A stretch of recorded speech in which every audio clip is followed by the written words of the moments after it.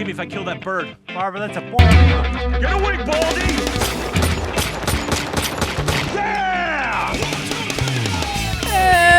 Oh, well. Good evening, and good evening. This is The Wort with Mike, Pete, and Steve.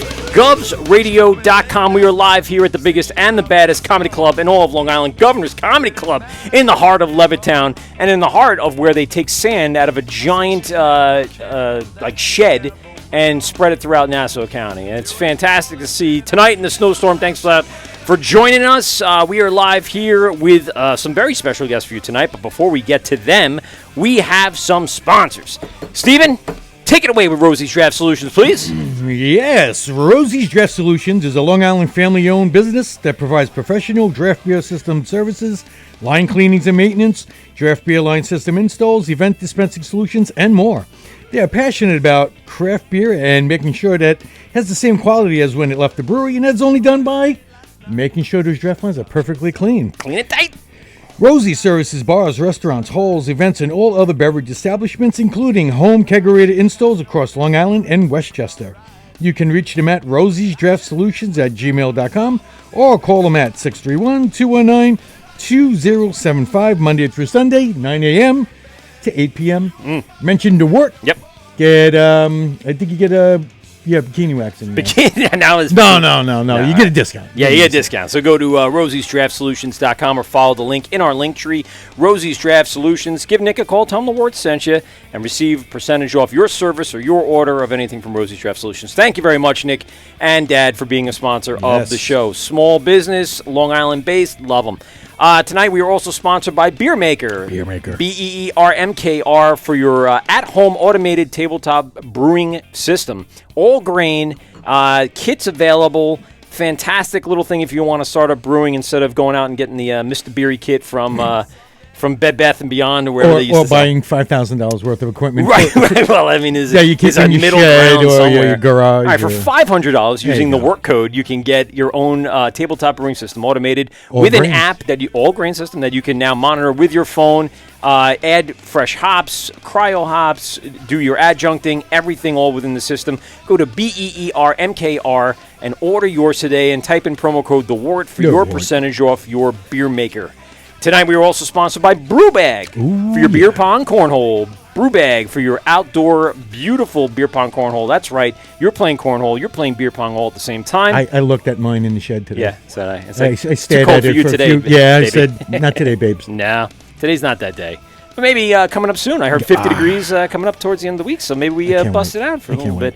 Go to brewbag.com or, again, go to our link tree in our Instagram bio and go to our private special purchasing page for your brew bag. You can also get them professionally vinylly wrapped with your logo for businesses and breweries all across the state and or the country. Go to brewbag.com. And tonight we're also sponsored by Brewers Hardware.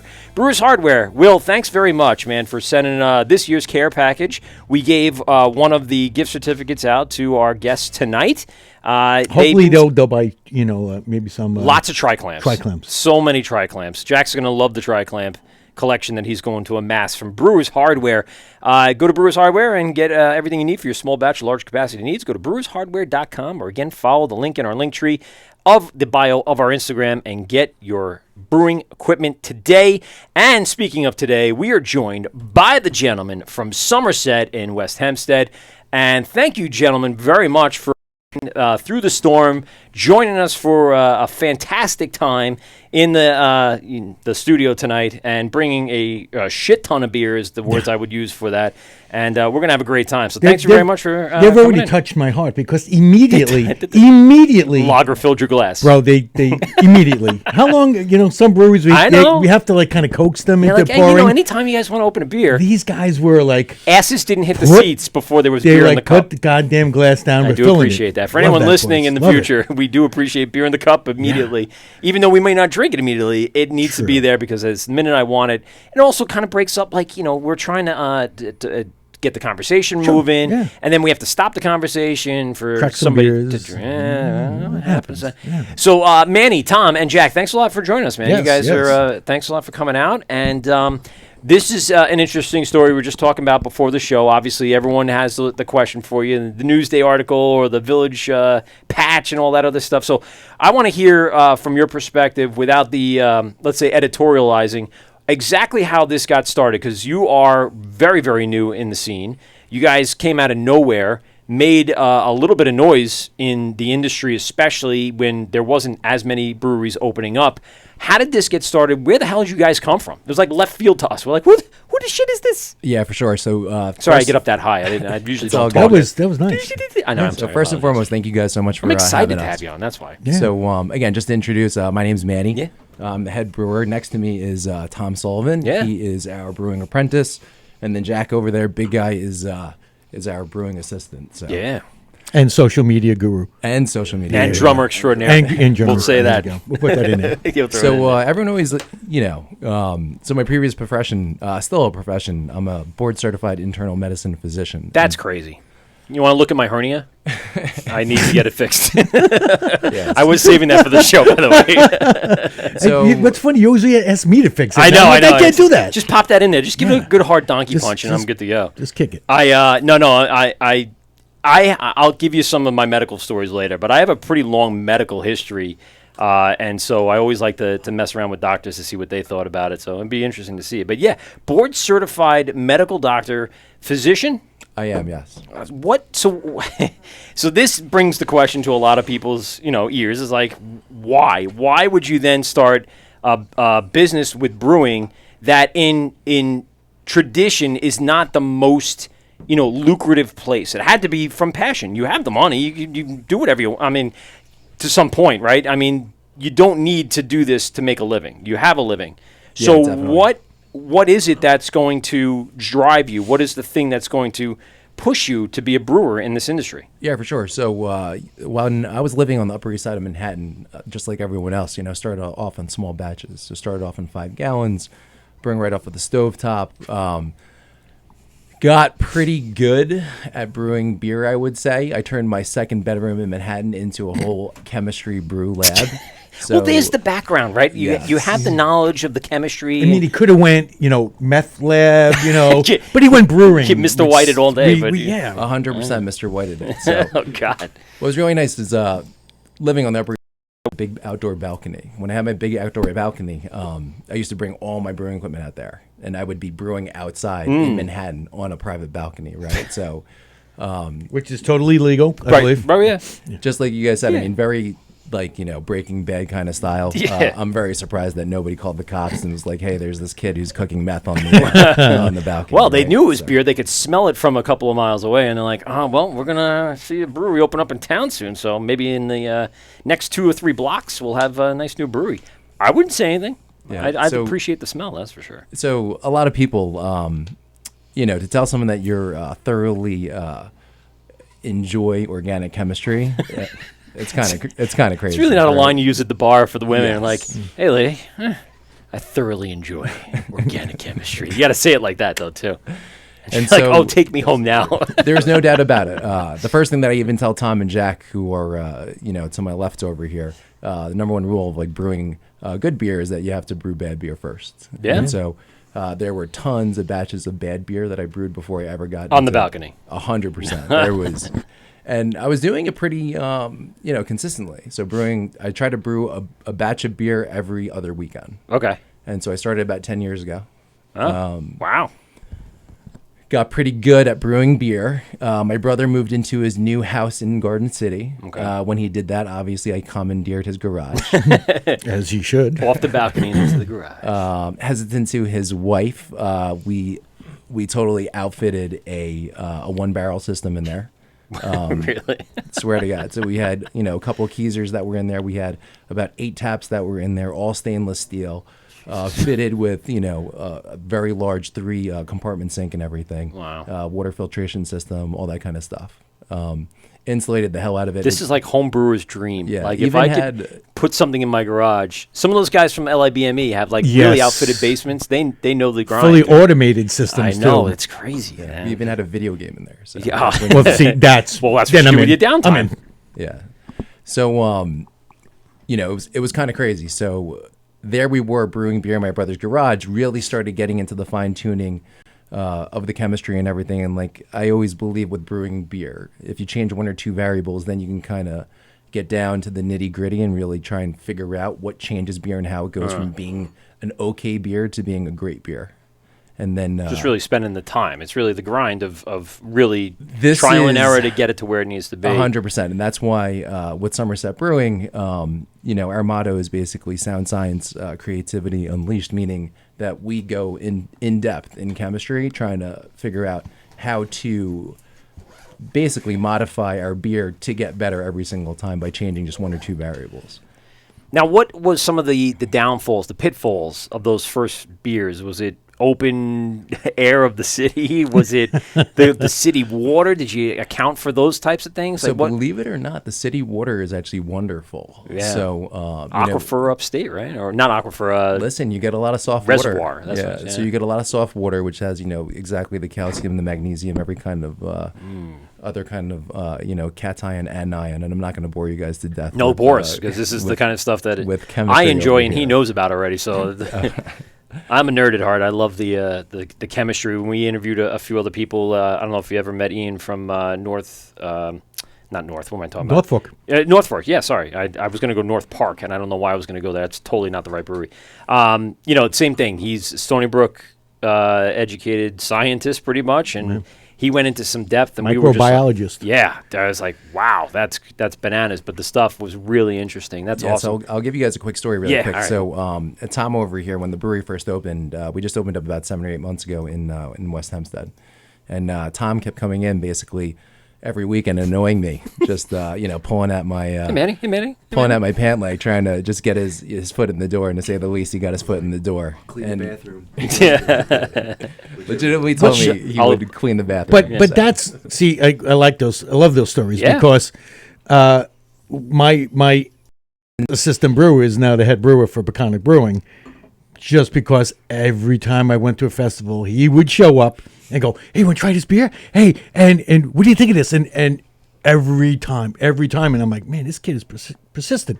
But his beers were like actually good too. I'm like, "Yeah, you want to show up one day?" And he was like, everything went crazy for him. He was like, "Yes, I'll do whatever. You don't have to pay me." I'm like, "Let's start." Let's But start with the beer. that's how you start out, man. No And- doubt. Yeah. So he was super persistent, definitely got the job. But, one of the first stories that I like to tell about Tom is, Tom's a smart kid. So he's an electrical engineer who has a degree in, robotics, right? Yeah. Really? A master's degree in robotics. That's So, pretty cool.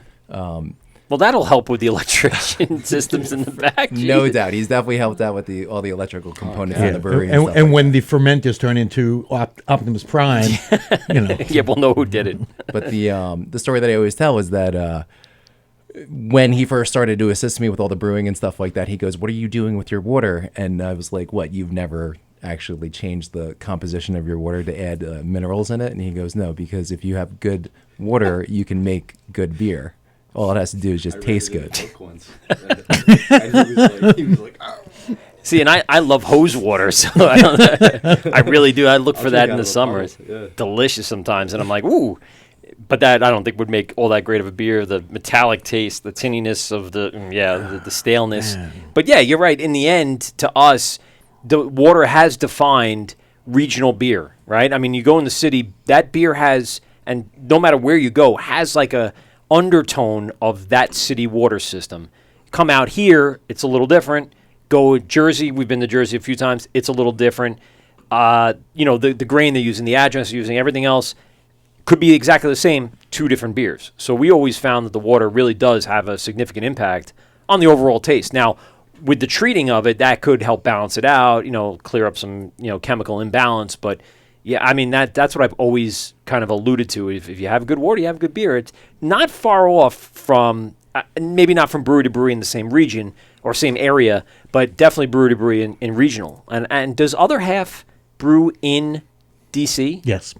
So does anyone ever do like a taste calculation, or have they done that water? Well, I'm sure they've done that these water. These guys have labs. No, I know, but I'm saying to match what they've been doing in sure, in Brooklyn, yeah. Definitely. Definitely. It's freaking Other Half. I got it. I understand. Well, here's the crazy part too. So Manny was saying, we have this soft water that's really conducive to making good beer. Mm-hmm. But then you go to Pennsylvania and you have this really hard water where they really have to treat, but still really good beer comes out of Pennsylvania. Yeah. So it's... Well, that's what I'm saying. It requires just a little more, time and effort to dial in that water profile. Yeah. Yeah, for sure. And so even, what's nice over here is that when I went really from brewing big batches in my brother's garage to brewing in West Hempstead, it's pretty close. It's only like a 5-minute drive. So generally speaking, when we did all of our water calculations and everything else like that, it was very, very similar. Pretty much spot on. Maybe a little bit higher of a pH, a little bit more calcium, but generally speaking, very similar water profile. So, Tom, what have you have been observing as the apprentice so far throughout the days? What have you seen now that kind of changed your mind on certain things you might have thought before getting the job at Somerset? Needless to say, I measure the water. Yeah. I factor that in when I brew my beer now. Every single time. You doing pH tests and stuff like that? Yeah, so I did a water report. Yeah. You submit it to Wort Labs. Okay. And then you get a whole water report, gives you pH, magnesium, calcium, phosphorus, whatever. And now then the counterbalance, if something's off a little bit, you know what needs to get in there and what needs to change to get to that lick. Like gypsum, Epsom salt. So if you see the Seems way simple stuff like you get at the grocery store, but it makes sense. Tom is always interesting because there is not a bad beer in Tom's book. He loves every beer, that, right? So when I first met him, one of the things that we were actually We doing, can't use Tom as a gauge anymore. He's out. He's done. I actually had to almost train his palate to start to detect, off flavors, acetaldehyde, all these other different types of flavors that you can taste in the beer and be like, hey, this is an off flavor. This is what we're looking for. This is how we can change it, right? Which is interesting because Jack over there actually has a great palate. So Jack is like our sommelier, to say the least. So. Where'd you get your palate from, sir? I don't even know, man. Bush Light. But you know what? It's actually I knew it was coming. Some people have that refined They just have palate. it. Yeah. Like when Pete's here, he's like, I don't taste anything. You guys are better than, Yeah. better And what palate. I'm saying, do you think you attribute it to just the natural talent of discovering that, or do you think it's more of something you've developed and trained? You thought through. He was born with it. Yeah. I mean, I might have been, but I don't know. You could ask Manny, you could ask Tom whenever we drink beers and there's an off flavor. I mean, I know. Yeah. Or he's like, this tastes like I could compare stuff to. Yeah, I don't even know. Like there was a beer that tasted like Bugles one day. this is a Bugle. Like they're like, what are you talking about? And they Later on, my you can God. tell us what beer that was, so we don't drink it. I got you. I love bugles, though. I love bugles. They're delicious. Yeah, They're- well, if you're eating them, It's not like when you're corn, drinking right? It's them. corn tortilla chips, like kind of that. baked Man. and fried. Yeah, listen, besides being the marketing guru down there, he's also our food guru. So Ah. he orders all the food, he gets all the food. Everything basically runs through Jack. So Now, what's your title at this point, Jack? I don't know. man. Everything?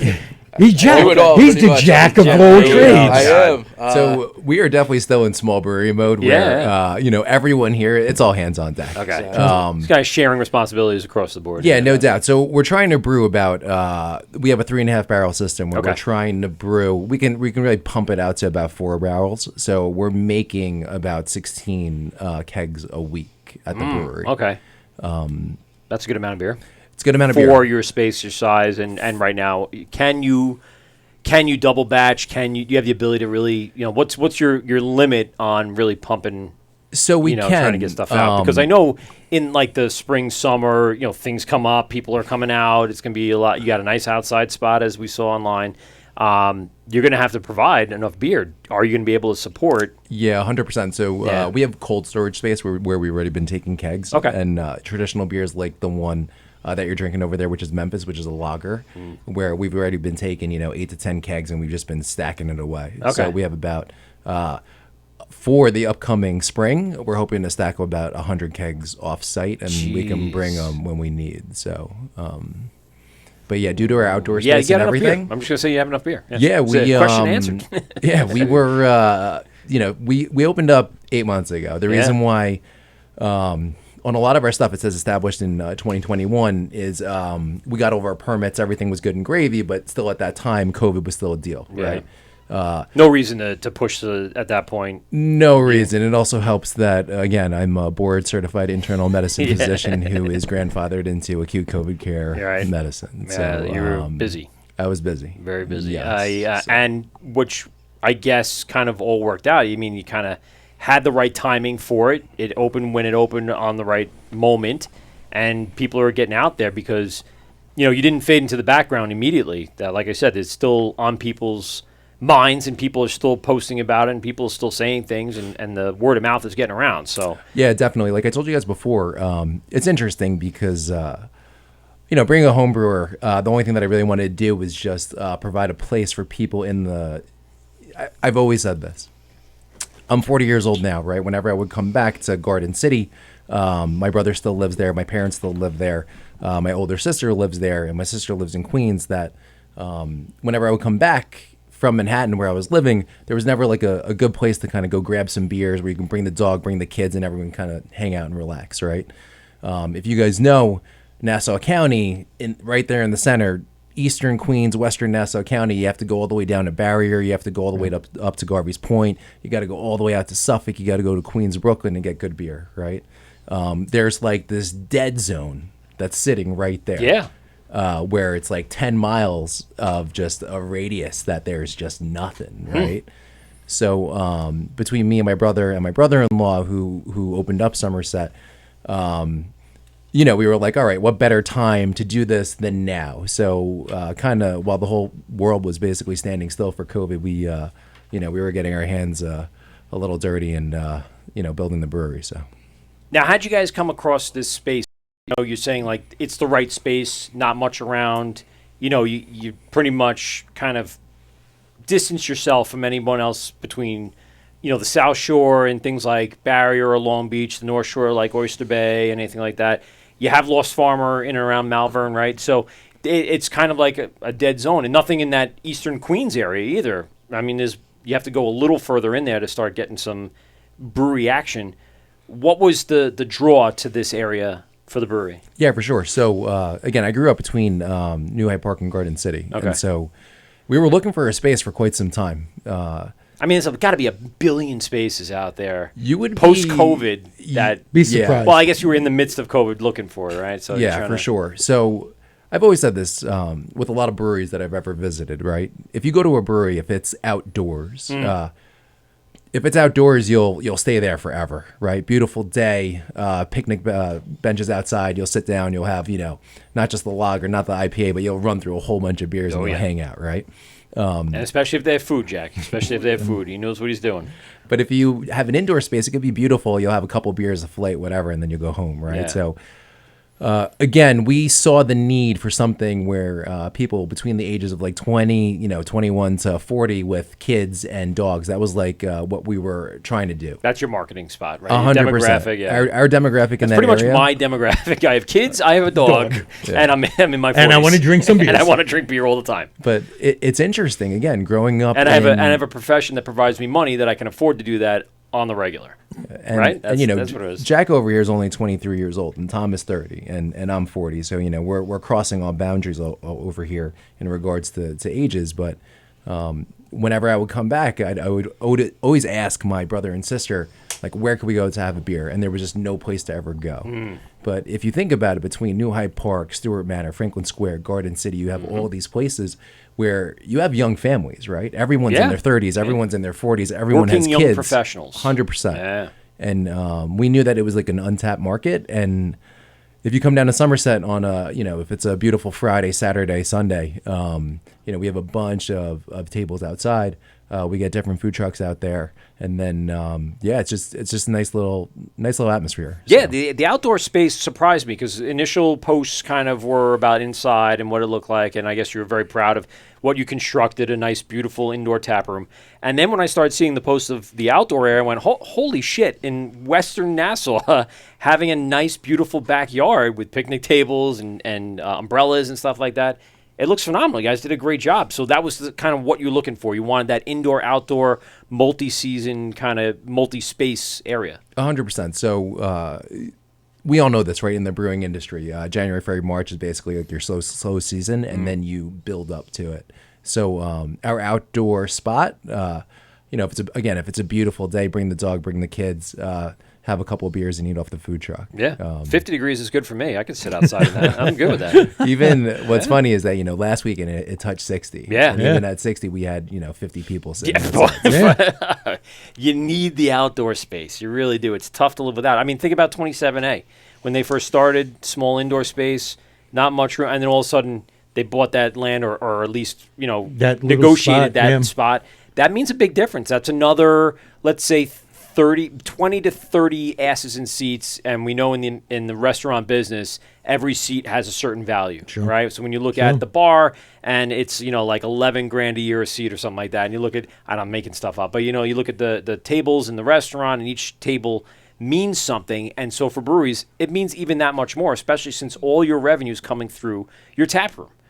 For someone who's not necessarily distributing or doing anything like that just yet to that capacity because you're so new, every seat matters. Well, and you did hit on, and after thinking about it, after he said it, I mean, how many times have we been in breweries inside? Yeah, you stay for a little bit. And, Oh, absolutely.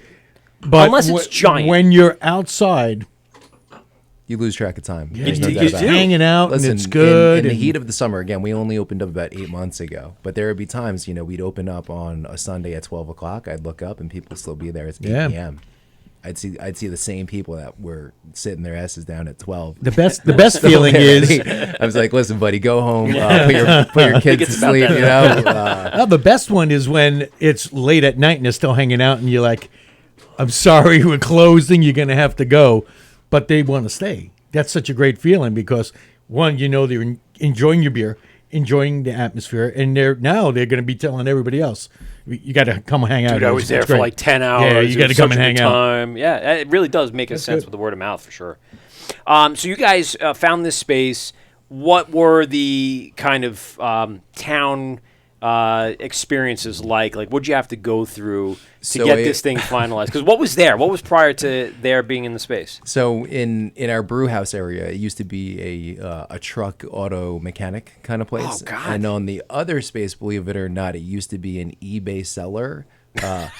Where You found some collectibles in the walls? but yeah, so he just used to sell anything. And what's funny is, make a very long story short, my brother's really good friend, his wife was the guy who used to sell the stuff in there. So it's so like they turned you on to that space, or So at least mentioned it. Right? My brother actually just happened to be driving by. So if you guys are ever in West Hempstead, it's actually very tucked away, but it's off of a very busy road. So Cherry Valley is used as like a cut through kind of road for people to go north and south to get off of Hempstead Turnpike when it gets like crazy, right?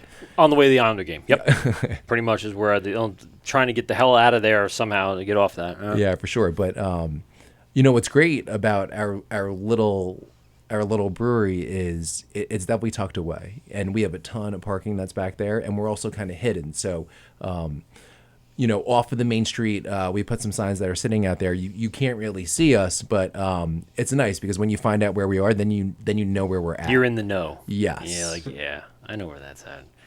And was the cleanup much, from the auto shop? I mean, I would assume there would be some sort of like not only Oil and grease. Right, I was gonna say ground pollution. I'm trying to think of a nicer way to say Oh, it. it was an absolute disaster. So the interesting thing, and now I know this. Did they have lifts there you had to remove? no Okay, lifts. all right, good.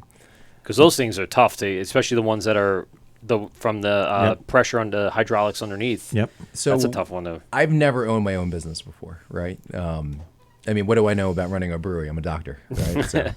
And that's why it's so funny because it's just such a far cry from what anyone would do. But you have like we said, the passion for it. But the interesting thing is that whenever you get into one of these spaces, right, you have to get into a lease because unless you have $5 million lying around, you have to buy the whole building, Yeah. right? So we're connected to about 2 or 3 other businesses. The guy right next door to us does like fire alarms and security kind of stuff, and then Okay. the 2 other businesses are in construction. Okay. So what's really nice about that is that past Friday 3 p.m. we are the only game in town back there, meaning Right. like the whole thing just opens up. So if you want the kids playing in the parking lot, the kids can go play, and Not have to worry about it too much. There is- Construction vehicles moving in and out. there and is stuff like that. there is no kind of traffic going through, and so.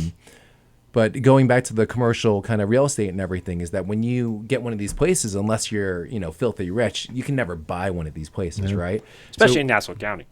So here you have a clicking, basically like a ticking clock on 5 years, right?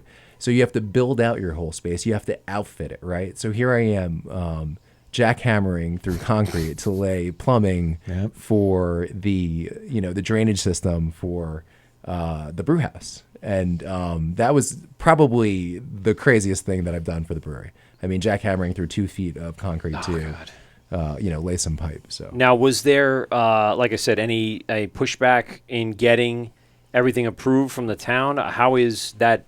Is it west? It's town of Hempstead, I would assume, right? So, were they at all, like hard to get around? So or? the town of Hempstead, to get a hold of anyone during COVID, Oh God, all right, that's true. I didn't think about it that way either. it was the most impossible thing on the planet. Huh. Yeah, You go to their houses, ring doorbells, like, "Hey, it was. hi Maria." I was accounting. showing up. It's interesting, right? Because during that time, nothing was open. So you go to the buildings department, you knock on the door, you can't get in. Yeah. You call, nobody's answering the phone because nobody's inside the building. You email them, and No one's there's- answering those. and nobody's answering, right? So, for lack of a better term, really through we opened, we broke ground in January of 2020 with the hope of opening up in the summer of 2021. Obviously, due to COVID, that whole thing was nixed, right? It was pushed back a good year. So Did they extend the lease for you at that point? So we asked them to, and they did. Okay, yeah. that was good of them. It was good, but you still had to pay the lease. Yeah. for Yeah, the- you still owe it for it, but at least you don't have to worry Yes. about that time expiring. And because you lost so much time, now you're only into like 3 years of the business before you actually can do anything with it. Totally agree with you. Yeah, that's tough. Yeah, so that's also the interesting thing is after outfitting an eBay store and a auto mechanic into a brewery, we put in a brand new bathroom, we put in a brand new front door, we put in all this kind of new stuff, we laid all new tile and stuff like that. And after 5 years, like you're not walking away with that, right? Like I'm not just gonna leave it all there. I'm pulling that tile. It's coming with me. Let's go. 100%. So what happens at 5 years? We throw a massive rager in there, and Yeah. Jack and Tom start breaking everything, and That toilet's coming to my house. Tom, you're gonna grab the tub. You're gonna grab the drop sinks. Let's go. Yeah, it's that's something people don't consider. Like you get into a lease and you do all this work to it, and then you leave it behind. 100%. And then And you have to make it look nice, right? Right. We're not gonna put in a shoddy bathroom just to Yeah. hey, like It shouldn't look like what's the bathroom in New York City? It's just oh god, I'm trying to think of that bar. Blind Tiger. The bathroom in Blind Tiger is just No, the one that was worse was they're since closed. What the hell was it? Proletariat. No, they're, Or the other one, they're the, fairly nice. No, it's Jimmy's 43. Oh, Long gone. well, And my wife was terrified of the bathroom. Terrified of it. yeah, but probably because they knew really getting out of there and like just trashing so- it or whatever. so But bad. that's people don't really consider. Okay, I'm gonna do all this work and I'm gonna leave all that pipe behind. I paid for all that. It's in the floor. And the next business that comes in may not even use it. So it's not even like an added value to the totally next agree with person you. comes in. And that's why That's Jack is gonna go home with a brand new bathroom, after 5 years. So. But All that grout's broke coming out. I broke out the matriarch. So this is our Buffalo Trace We're gonna get into this. We're gonna talk a little bit about barrel aged coffee chocolate stout. So Jesus Christ. What's the ABV on that? it's about 7.8%. Okay, all right, not too bad. It's not gonna make me swerve into the snowbanks that happen on the way home. Ah, nice. So let's talk about the opening weekend. Remember the date? What happened on that weekend? Did you go through all the beer you had built up? It's one of those things that most breweries go through, right? Grand opening, grand closing kind of deal. No doubt. So we opened up the very last day of June. Okay. So when we opened Hot up, season, but 100%. people are out there ready to go. School ending. People are like, summertime starting. Not a bad time. Pretty good I agree with you. So target. me growing up in Garden City and New Park, I kind of knew that the majority of people go away during that time. Okay. Right? So there's not a lot of people that are around. So when we opened up, I knew that if we did it in the dead heat of summer, we would have some time to work out the kinks, right? Yeah, giving yourself like a soft opening kind of feel. 100%. So, it was funny because even back then, if we had 50 people in the brewery, it felt like it was 500. Right? Yeah. Because everything is new. And having that many people, and you're like, wow, this many people showed up. Totally. And at that point, I was doing everything. So I was brewing all the beer. I was kegging all the beer. 16, 17-hour days every day. Jesus Christ. I was bartending. No wonder you guys came through.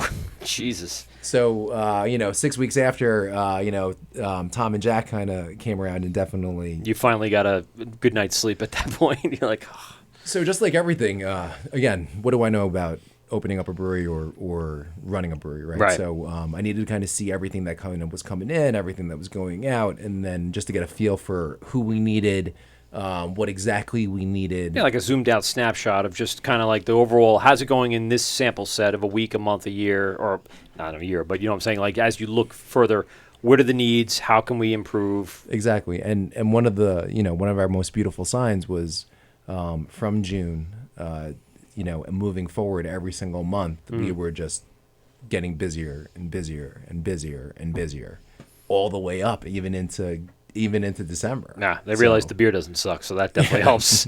Like I said, you brew it and they will come. Good liquid will produce good drinkers, that's for sure. So, Tom, when did you come on? At what point did you kind of hit the ground running? When did he finally say, all right, yes. Once I heard about the brewery in West Hempstead, as Manny said earlier, it's just there's been a vacuum of breweries in Nassau County for a long time. Once I heard there was a brewery opening up, I was like, I gotta go. Finally. So I went with my dad a couple of times. Dad drinks craft beer? Oh yeah, I got into it from my home brewery. Yeah. He used to drink Bud Light, Coors Light exclusively, as do a lot of my family members. And then now they're all asking for what's in your fridge. Looking through the beer fridge. What's new? What are you guys brewing new over there? So I came in with my dad a bunch of times, and then found out Manny started as a home brewer. Was talking to Manny about home brewing. Told him, I was like obsessively brewing 5-gallon batches. Like it got to a point where it was every week I was just brewing 5-gallon batches. Yeah. So it was a lot of. I was just constantly brewing, and I was like, I gotta get. You have a lot of friends, don't you? Yeah. Because all homebrewers that brew a lot have lots of friends. I just give beer away. Yeah, they'll all be like, what did you brew this time? What did you get? You have many, many friends. I don't know about that. There's other reasons for that. But I was just obsessed with it. I wanted to get a part-time job. Kept nagging Manny, and I think it was July, end of July. I think I finally started, something like that. Yeah. Yeah, so I told him, we definitely needed to see kind of all of our input, our output, all the expenses, all that kind of stuff. And I told him, he was legitimately nagging me sometimes, 2-3 times a day where I was like, dude, what are you doing? Like go home, right? And so, I finally caved, so. Persistence does help, that's for sure. Yeah, for sure. And so the same thing with Jack, too, is, before Jack even joined the brewery, I sat down with Jack and his brother a couple times outside on our picnic tables and just had beers, right? So we were just talking. And then Jack, it was actually kind of funny the way that Jack came along because, we put out a post on Instagram being like, hey, guys, I'm fucking drowning. I'm not getting any sleep. I need help, Yeah. right? And so, Jack at the time, like I knew Jack's first name, I didn't know Jack's last name. So Jack Morello emails Somerset, and he's like, "Hey, here's my resume. I was hoping to get a position over there." And then as soon as Jack walked in the door, I was like, "Jack, you should have just told me it was you. I would have just given you, the position on the spot." He wanted to make it formal. He wanted to make it a formal input. Jack Morello sounds like a drummer, by the way. Yeah, well, even have the name. Not related to Tom Morello. Tom Morello, not yeah. related, but. So Jack, you, what's your background? What were you doing? Were you doing electrical engineering prior to this as well? No, so I was the getting hell my did you come master's. from, Jack? I actually grew up in West Hempstead, same as Tom. But Okay. At the time, I was working at a plant nursery. I hated it, man. I really just wanted to get out, and I found out Somerset, and I came by, as Manny was saying, with my brother 2 days in a row. Yeah. And then once I saw the post, I came by, emailed, whatever. Your brother really into craft beer? He is, yeah. He actually put me onto it. Older or younger? Older. Okay. He's 30 now. But, Oh, there you go. So yeah, he was definitely at the kind of peak of craft beer and For sure. really came up as a craft beer drinker. That's cool. Yeah. So Turned his little brother onto it, and look when he comes. Yeah, He now I'm a becomes- brewer. Now I I'm a mean- brewer. So you guys, you and your brother, did you guys brew beer together? Did you guys do stuff? No. So No? neither of us have ever brewed beer Okay. in our lives. I actually didn't start until I started working at Somerset. Okay. Manny got injured, and he was like, "Hey, man, you want to brew?" What the hell did you do? Rule numero uno about brewing beer: stop playing sports when you hit 40. Yeah. So, Oh, I still play it. but I Probably was, what amounts to my hernia too. So go ahead. I was playing softball. Yeah. Bottom of the 7th inning, made an amazing catch, and I tore my ulnar collateral ligament in my thumb. So Catching hand. Catching So a ball. sliding and I pulling. actually went and dove for a ball, and I landed directly on my thumb. There and you snapped go. it back, so. So no more pulling up those grain bags up to the brew deck. That's for sure.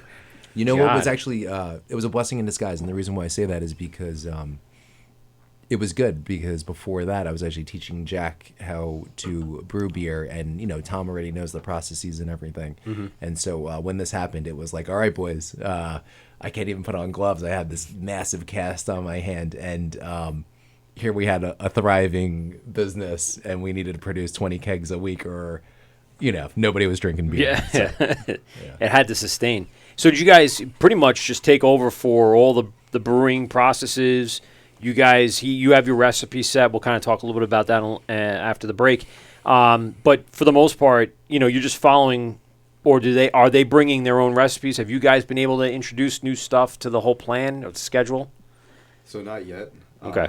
It's on the docket. Yeah, it's on the schedule. He's got a book It's full of coming, them. He's man. waiting. I want to do a cream ale eventually. Hey, So- nice. We like cream ales.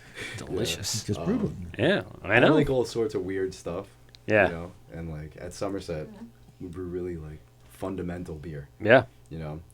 So I think that little 30-gallon batch versus the 120-gallon batch, it'd be nice to have little experimental stuff. Right. Time is a limited quantity for me. Oh, Extremely and of course limited. brew space too. And Yeah. scheduling and Sure. How many taps ingredients. do you guys have at Somerset? We have 16. So, Okay. But You filled them all out? Not enough. Yeah, which is kind of crazy. So we have 16, but then we also have a couple of other taps that we put on the back just because we just needed more. So we try and at least carry 12 different beers and 4 ciders. So, okay. Oh, okay. Are you producing the ciders? No, so Okay. my brother works at a horse farm, which is in upstate, and so we get our ciders from Penning Cidery, which is around Poughkeepsie. Interesting. But yeah, so my So brother. your brother had a little bit of background too, then getting into this. Yeah, so my brother has pretty much always been my brewing assistant. I mean, it's in his garage, right? Right. So all he Yeah. has to do is. It's funny that he turned to cider though after you guys are brewing in the garage with a professional system. He's like, I'm going to do cider. And you're like, oh, okay. Gonna get some cider from I'm gonna get some- Poughkeepsie. Yeah. I'm like, But- it's weird that he didn't do mead as well. I mean, it's But one of those things like, huh. the interesting thing about Pennings though is that they don't sell it on Long Island, so it's like a little niche that we have over Oh, cool. there where it's different. It's actually very, very good cider. Too, That's not so- because of restrictions. That's just because they don't come down here and distribute. Or 100%, Yeah, yeah. it's just not like something they would even consider. Yeah. They do well up there in that area. I mean, just from their Instagram posts and everything else. I Just mean, fantastic they look open at it, land and, yeah. and big big plots of people hanging and I drinking. mean, it's nice to look at a place and you see it. It's like, I don't know, 20,000 square feet, and you're Yeah. like, oh my god, it looks like a lodge, right? It looks like a Poconos lodge. yeah. You get the barn, you get the apple orchards in the I was back. going to say, Beautiful. are they, do they have apple orchards or are they getting the apples? I've sourcing them. never been there. Okay. All I know is that Because in my head, I'm like, there's all these apple orchards Yeah, you're out just there. and looking you're out. picking them. It's like Myers Creek, just looking out onto bro. the freaking open land, going to Angry Orchard. And there's like 5 different areas around that lodge where you can go out, and it's just orchards. Yeah. But it's it's a strange like change of events that he went from craft beer to like, no, we're gonna do cider. That's very. Have you guys tried doing like barrel aging and bringing it back and forth? Well, I know we're gonna get into that, but I've not heard of too much apple or cider based aging, but it could be something interesting to bring some sweetness into, like some of the beers. No? So there is no doubt. He's like The one thing about Somerset, okay, the only place that we can expand is up. So the barrel aging program is going to be They've limited. maxed everything. Yeah, legitimately, between me, Tom, and Jack over here, we need to move 3 things to move 1 thing. Oh God! And They're I both mean, like, yeah. Mm-hmm. listen, it's a blessing in times have disguise we moved that to be as busy as it's been, because the one thing that I would love to do, and I was talking to them about it, if we ever get the space, is to do some barrel aging in some wine barrels, right? Yeah. Sure. Oh, okay. Yeah. So I knew my own opinion is the stout, I think, is the best beer that I brew. So I use actually A&S bagels in our stouts. Really? Oh, nice. And I've been doing that for quite some time. So, being a teenage kid, getting drunk, and then going to A&S and eating bagels all night was always... Brings you back. Yes, for sure. That's funny. So you guys, like I said, you've opened up. You have your staff in place. You've experienced now the rush of the summer into the fall. How are you preparing now coming up for the next few months as the season changes and it's getting warmer? Obviously, you said you're stacking barrels and you're making sure that you're prepared. What else is changing about, let's say, the tap list or maybe maxing out equipment and stuff like scheduling and things like that? Yeah, definitely. So I'm a traditionalist at heart, right? Like I love lagers, kolsch's, pilsners, fest beers, whatever. I have done the whole IPA thing and I've reverted all the way back, right? Yeah. So we have our first lager, which is coming out this upcoming weekend. It is called No Way Rosé. It's an ode actually to my older sister. Her name is Michelle. Mm-hmm. And as right now, man, it's pretty good, right, Tom? Yeah, very good. Yeah. Of course. Yep. It's similar to one of the cultures we have, Okay. the Harmon. True didn't bring. That's okay. This sounds delicious, by the way. Yeah, so it's like I really a want to hear about this. a hoppier Kolsch. Okay. So this is like, it's It's more similar to subdued, that. kind of. The lager, it's like the lager version. Focus more on the lager than the Just actual a the hop cleaner. I profile. think it's a little drier. I did notice on your Instagram, though. Well, actually, on your website. So I was just scrolling through some of the beers, and for several of the beers, you call them Long Island IPAs. Yeah, for sure. What's behind that? So, all right. So I'm going to be a total traditionalist right now. Yeah. I'm not that big of a New England IPA kind of fan, right? Okay. So the microbiology and the chemistry background in me, it like drives me crazy when I see under attenuated beer like New England IPAs, because as you get older, you can't break down the complex carbohydrates as well as you once used to when you were a kid, right? I'm sure that you guys feel it, right? Like I could drink one IPA like that and be perfectly fine. But if I drink like 2 or 3 of them, I just get bloated. I just feel terrible. I know. I'll give you this. So I like Dogfish 60 Minute.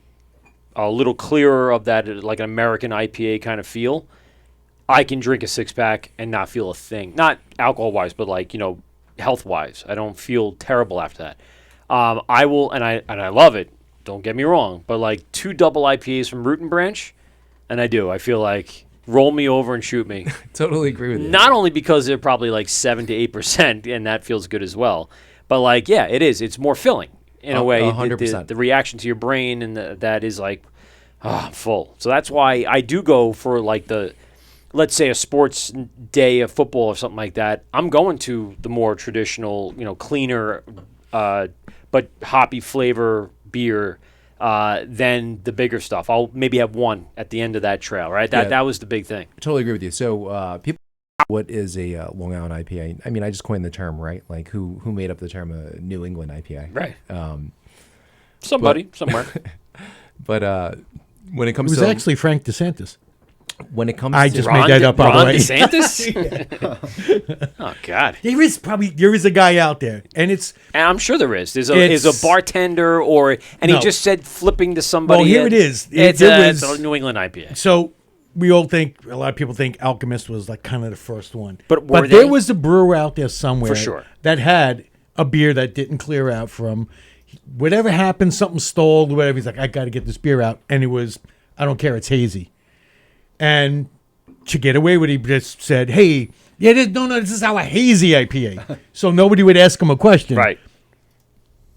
And never probably got credit for it. yeah, no, I totally agree. And they never about it. They're No. like, oh, okay, yeah, hazy IPA sounds good.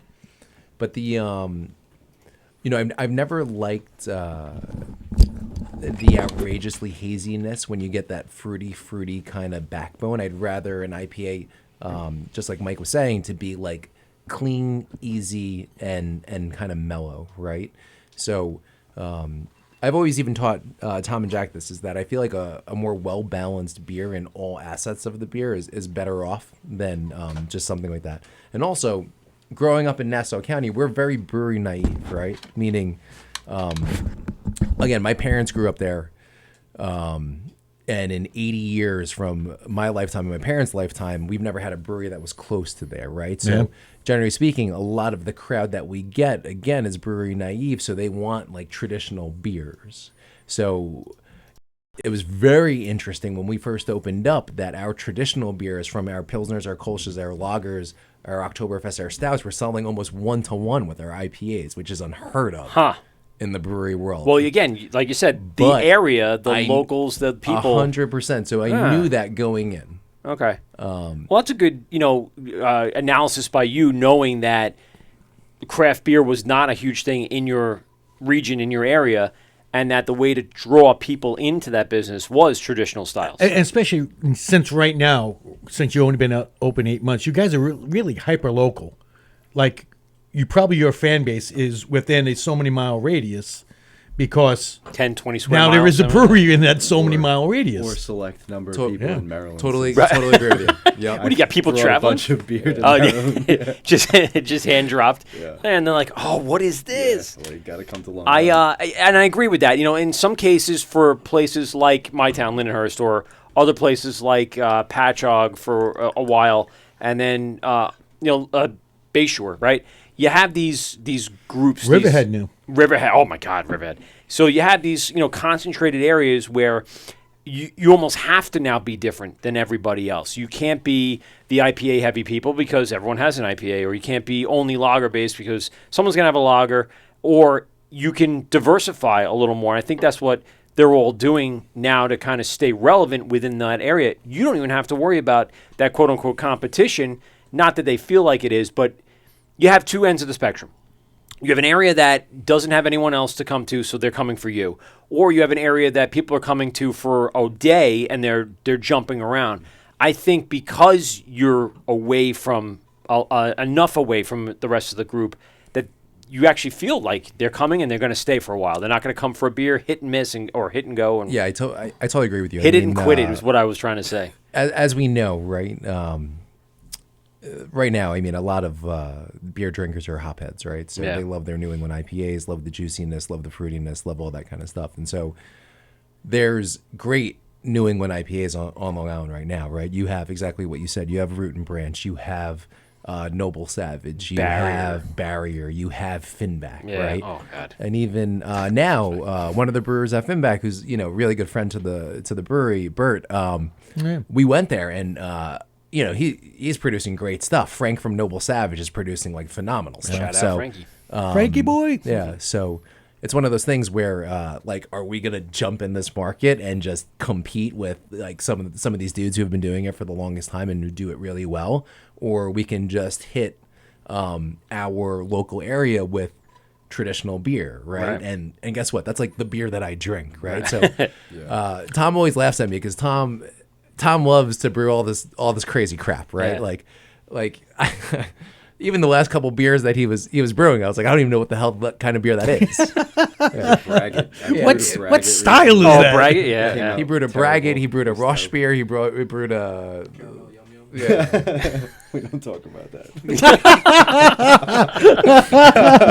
You know what? There's a story there. Bro, that could go one way or another. It could go really good, or it could go down the dark alley. Caramel yum yum. Oh, God. All right, that's all I'm gonna say.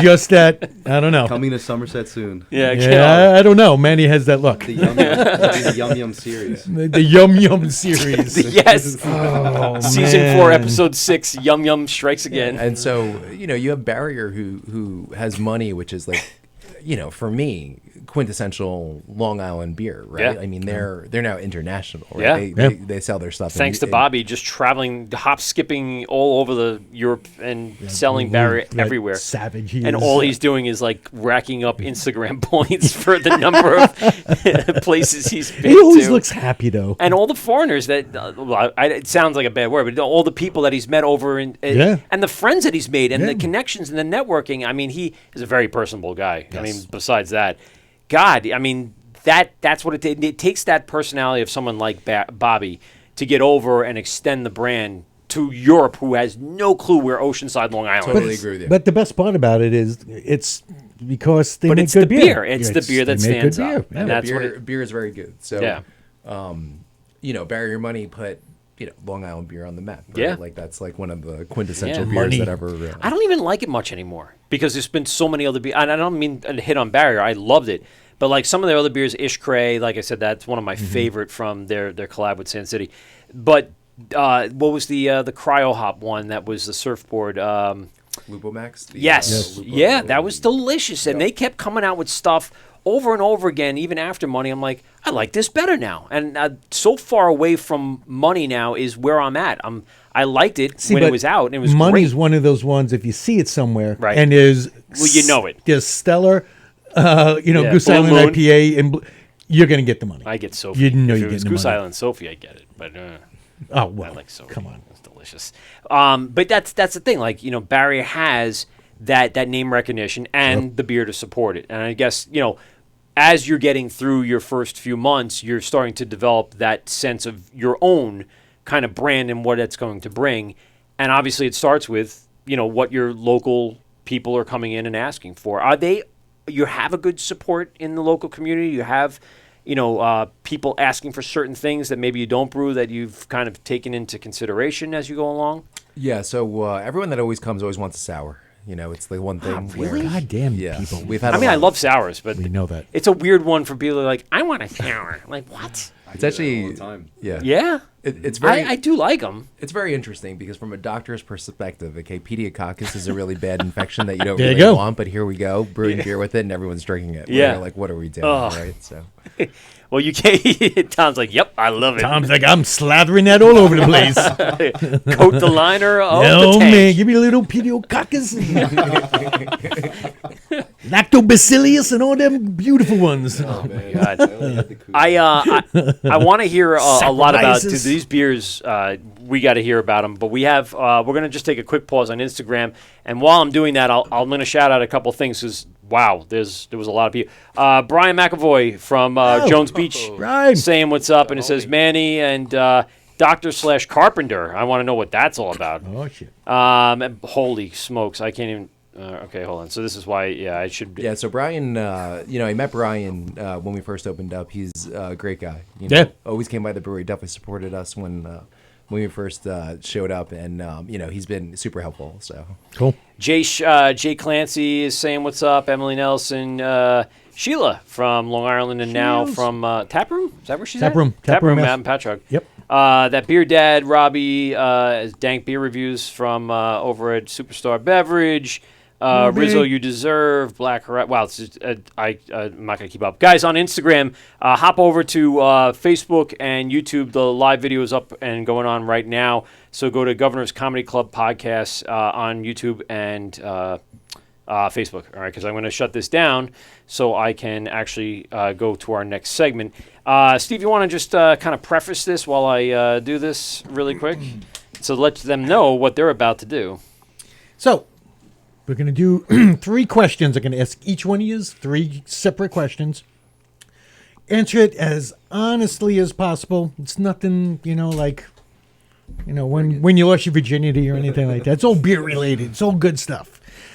And we have a little musical interlude. That's what Steve is stalling for. So here it is with Steve's 3 questions. Really? Yeah, I know.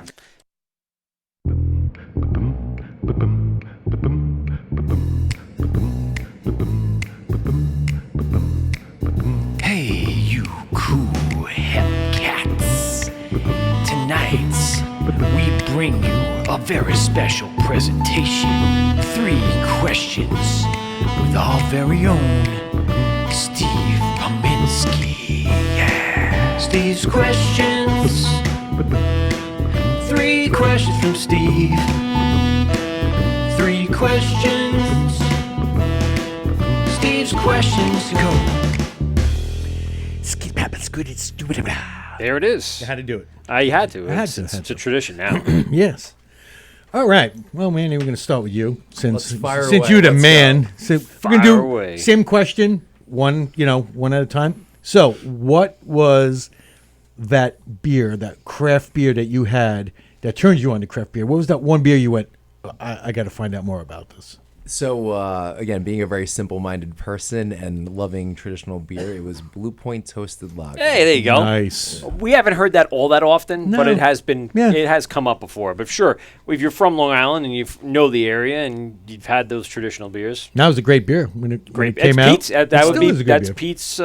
Pretty much. So the beer that His you first tasted answer. before, which was Memphis, is actually mimicked off of Blue Point Toasted Lager. Ah, all right. I didn't think I tasted Memphis. You gave me the delicious IPA. No, I but- had that first. We have a little bit of Oh yes, Memphis then over I'm gonna here, have that after this delicious stout. Tom. I can't answer it No, Just- you're going to. No. with one beer. Oh, That's fine. 'Cause That's I fine. like too many things. It's pretty much my standard answer, but I was in Binghamton for school. Ooh. And I went to Binghamton Brewery quite often. Okay. All right. And Purple Rain was a beer that I really loved. It was made with grape. It was a sour. And it Oh, was- okay. Of talking course. about pina coladas. Binghamton Brewery. Have I been there? Let me think about that. I've definitely. So we actually got the word that we were going to be having Beer Tree Factory on the show coming up in yeah, April. Beer Tree, I've been there. Yeah. Fucking Beer Tree. Mm-hmm. Oh Good God, stuff. great stuff. I've been to the north. That upstate New York area. That whole ton line of right breweries, there. yeah.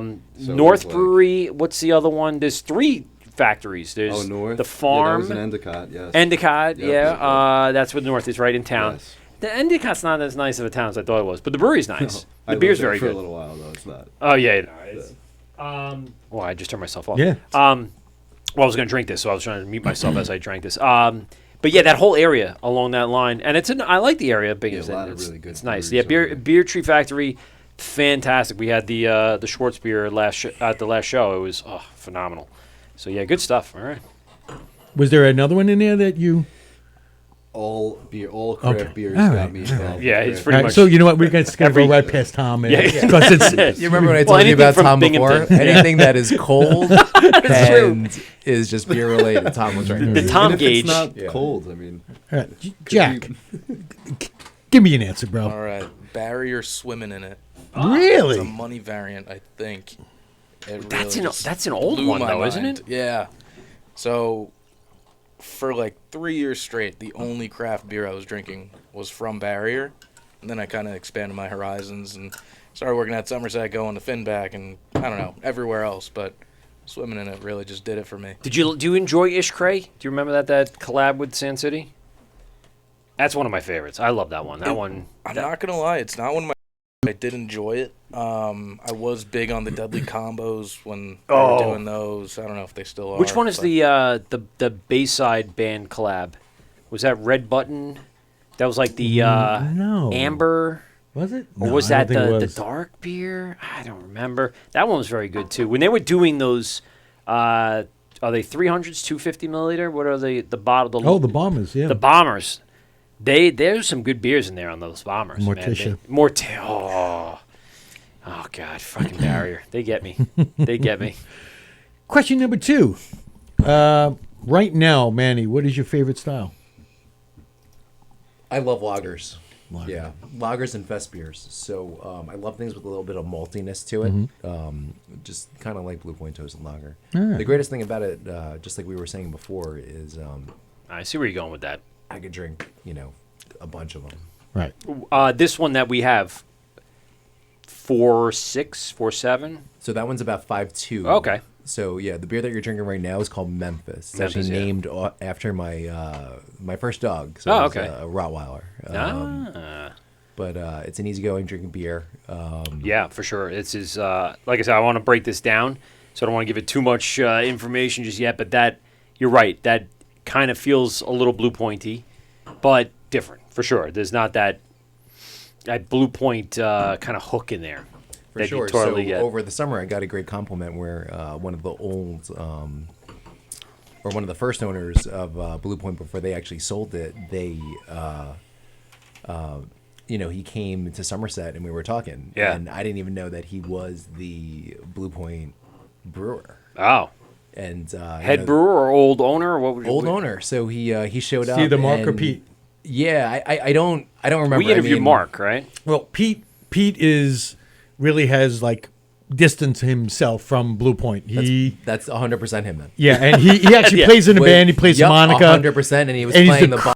This dude, man, So he is so relaxed. This guy shows up in Birkenstocks. Yeah, that's Pete. Corduroy. yeah, Yeah, 100%. Like Yeah. Pete Cotter. cut off jeans and a tie dye shirt, and he's like, "Hey, bro, your beer is great." And then I was like, "Okay." And then Yeah. so my uncle, who is a musician, called him over to play in his band during that day when we had live music outside, and he was like, "This is the one of the co-founders of Blue Point," and I told him like this beer was like mimicked after one of your beers, so it was very cool to sit down and talk to him about it. He's a great person. He probably took that as a full compliment. He's like, "Yep, that's the way it was." And you know what? And he was probably just as proud of you trying to do that and making a great beer. What's even funnier is because I remember that was just in this past summer, and I got super excited because we had a fantasy football draft,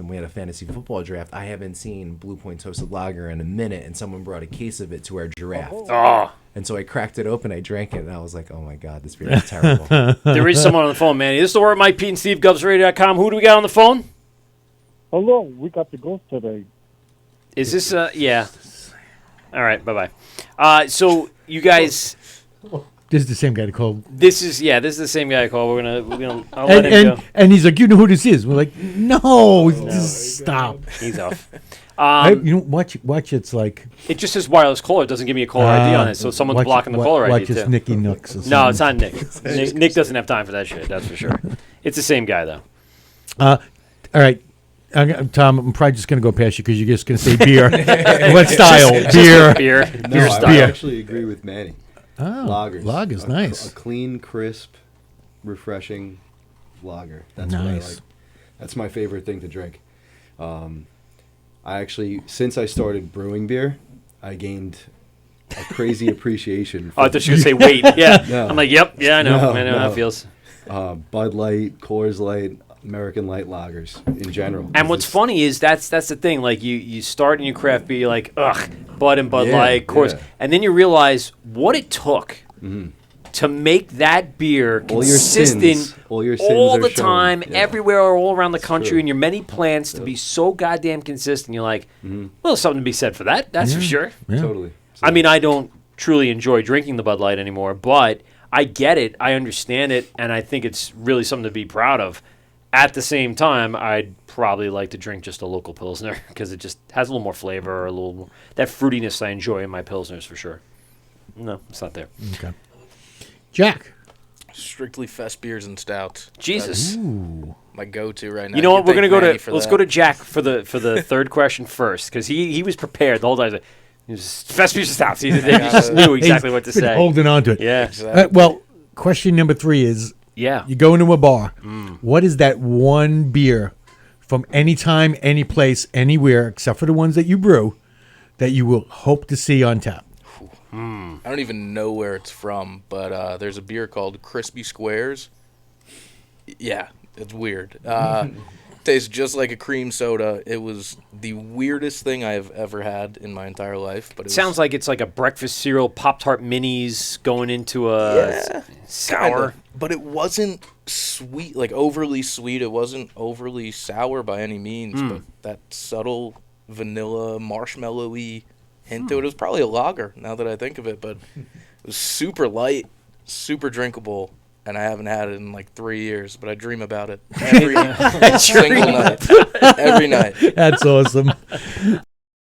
Who's that 3 years ago? Exactly. Oh my god, that does sound delicious. By the way, It's though, so good. That's awesome. that's what we probably should have done with your cream ale. Maybe done like a vanilla orange creamsicle. I think that might have been more in tune with some people's taste palates. By the way, Steve, you can comment.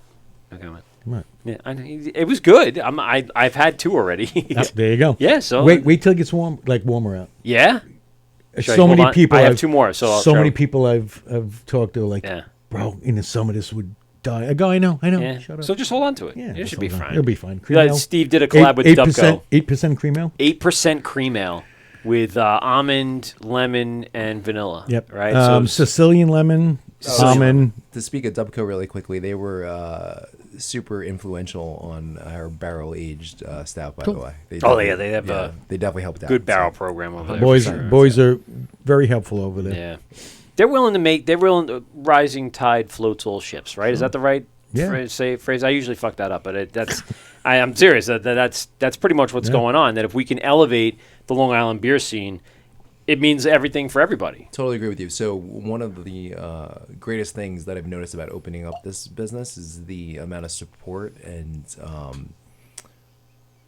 just positive energy that you get from everyone else. Yeah. So Yep. Yeah, they've had impacts on everybody. Everyone that opens, I feel like everyone just goes out there, has the beer, gives them their 1-2, and kind of leaves them. And a lot of the brewers feel like that's really great information, because that's your real audience in the end, is someone with like minds, like palates, and that's what you're trying to strive to achieve, right? Did you ask the question? Tom. Oh, you did. All right, we went backwards on Jack. Okay, good. Harp lager.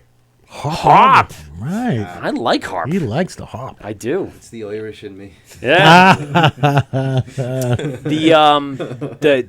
Some of my favorite things to get are just the black and tan. Oh my God! Don't even get these boys started. I love a good black and You tan. hit a nerve. Black and tan for 2 weeks straight. I St. like- Patty's Day is right around the corner. Yes, You it guys is. have been going black and tan. We went over to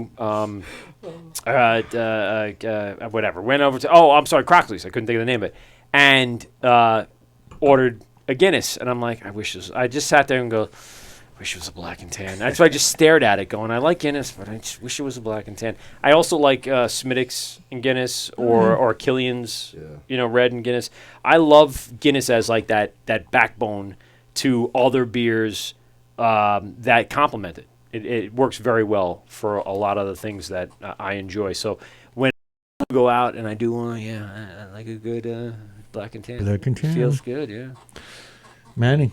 Yeah, so I'm a Lagunitas IPA kind of guy. Hey, there you go. Really? I See, am. that's like right up with my dogfish. That's I consume that like an animal. It's actually, we'll go out somewhere and it's like, oh man, they got Dogfish 60. I'm like, just get something else. Nope.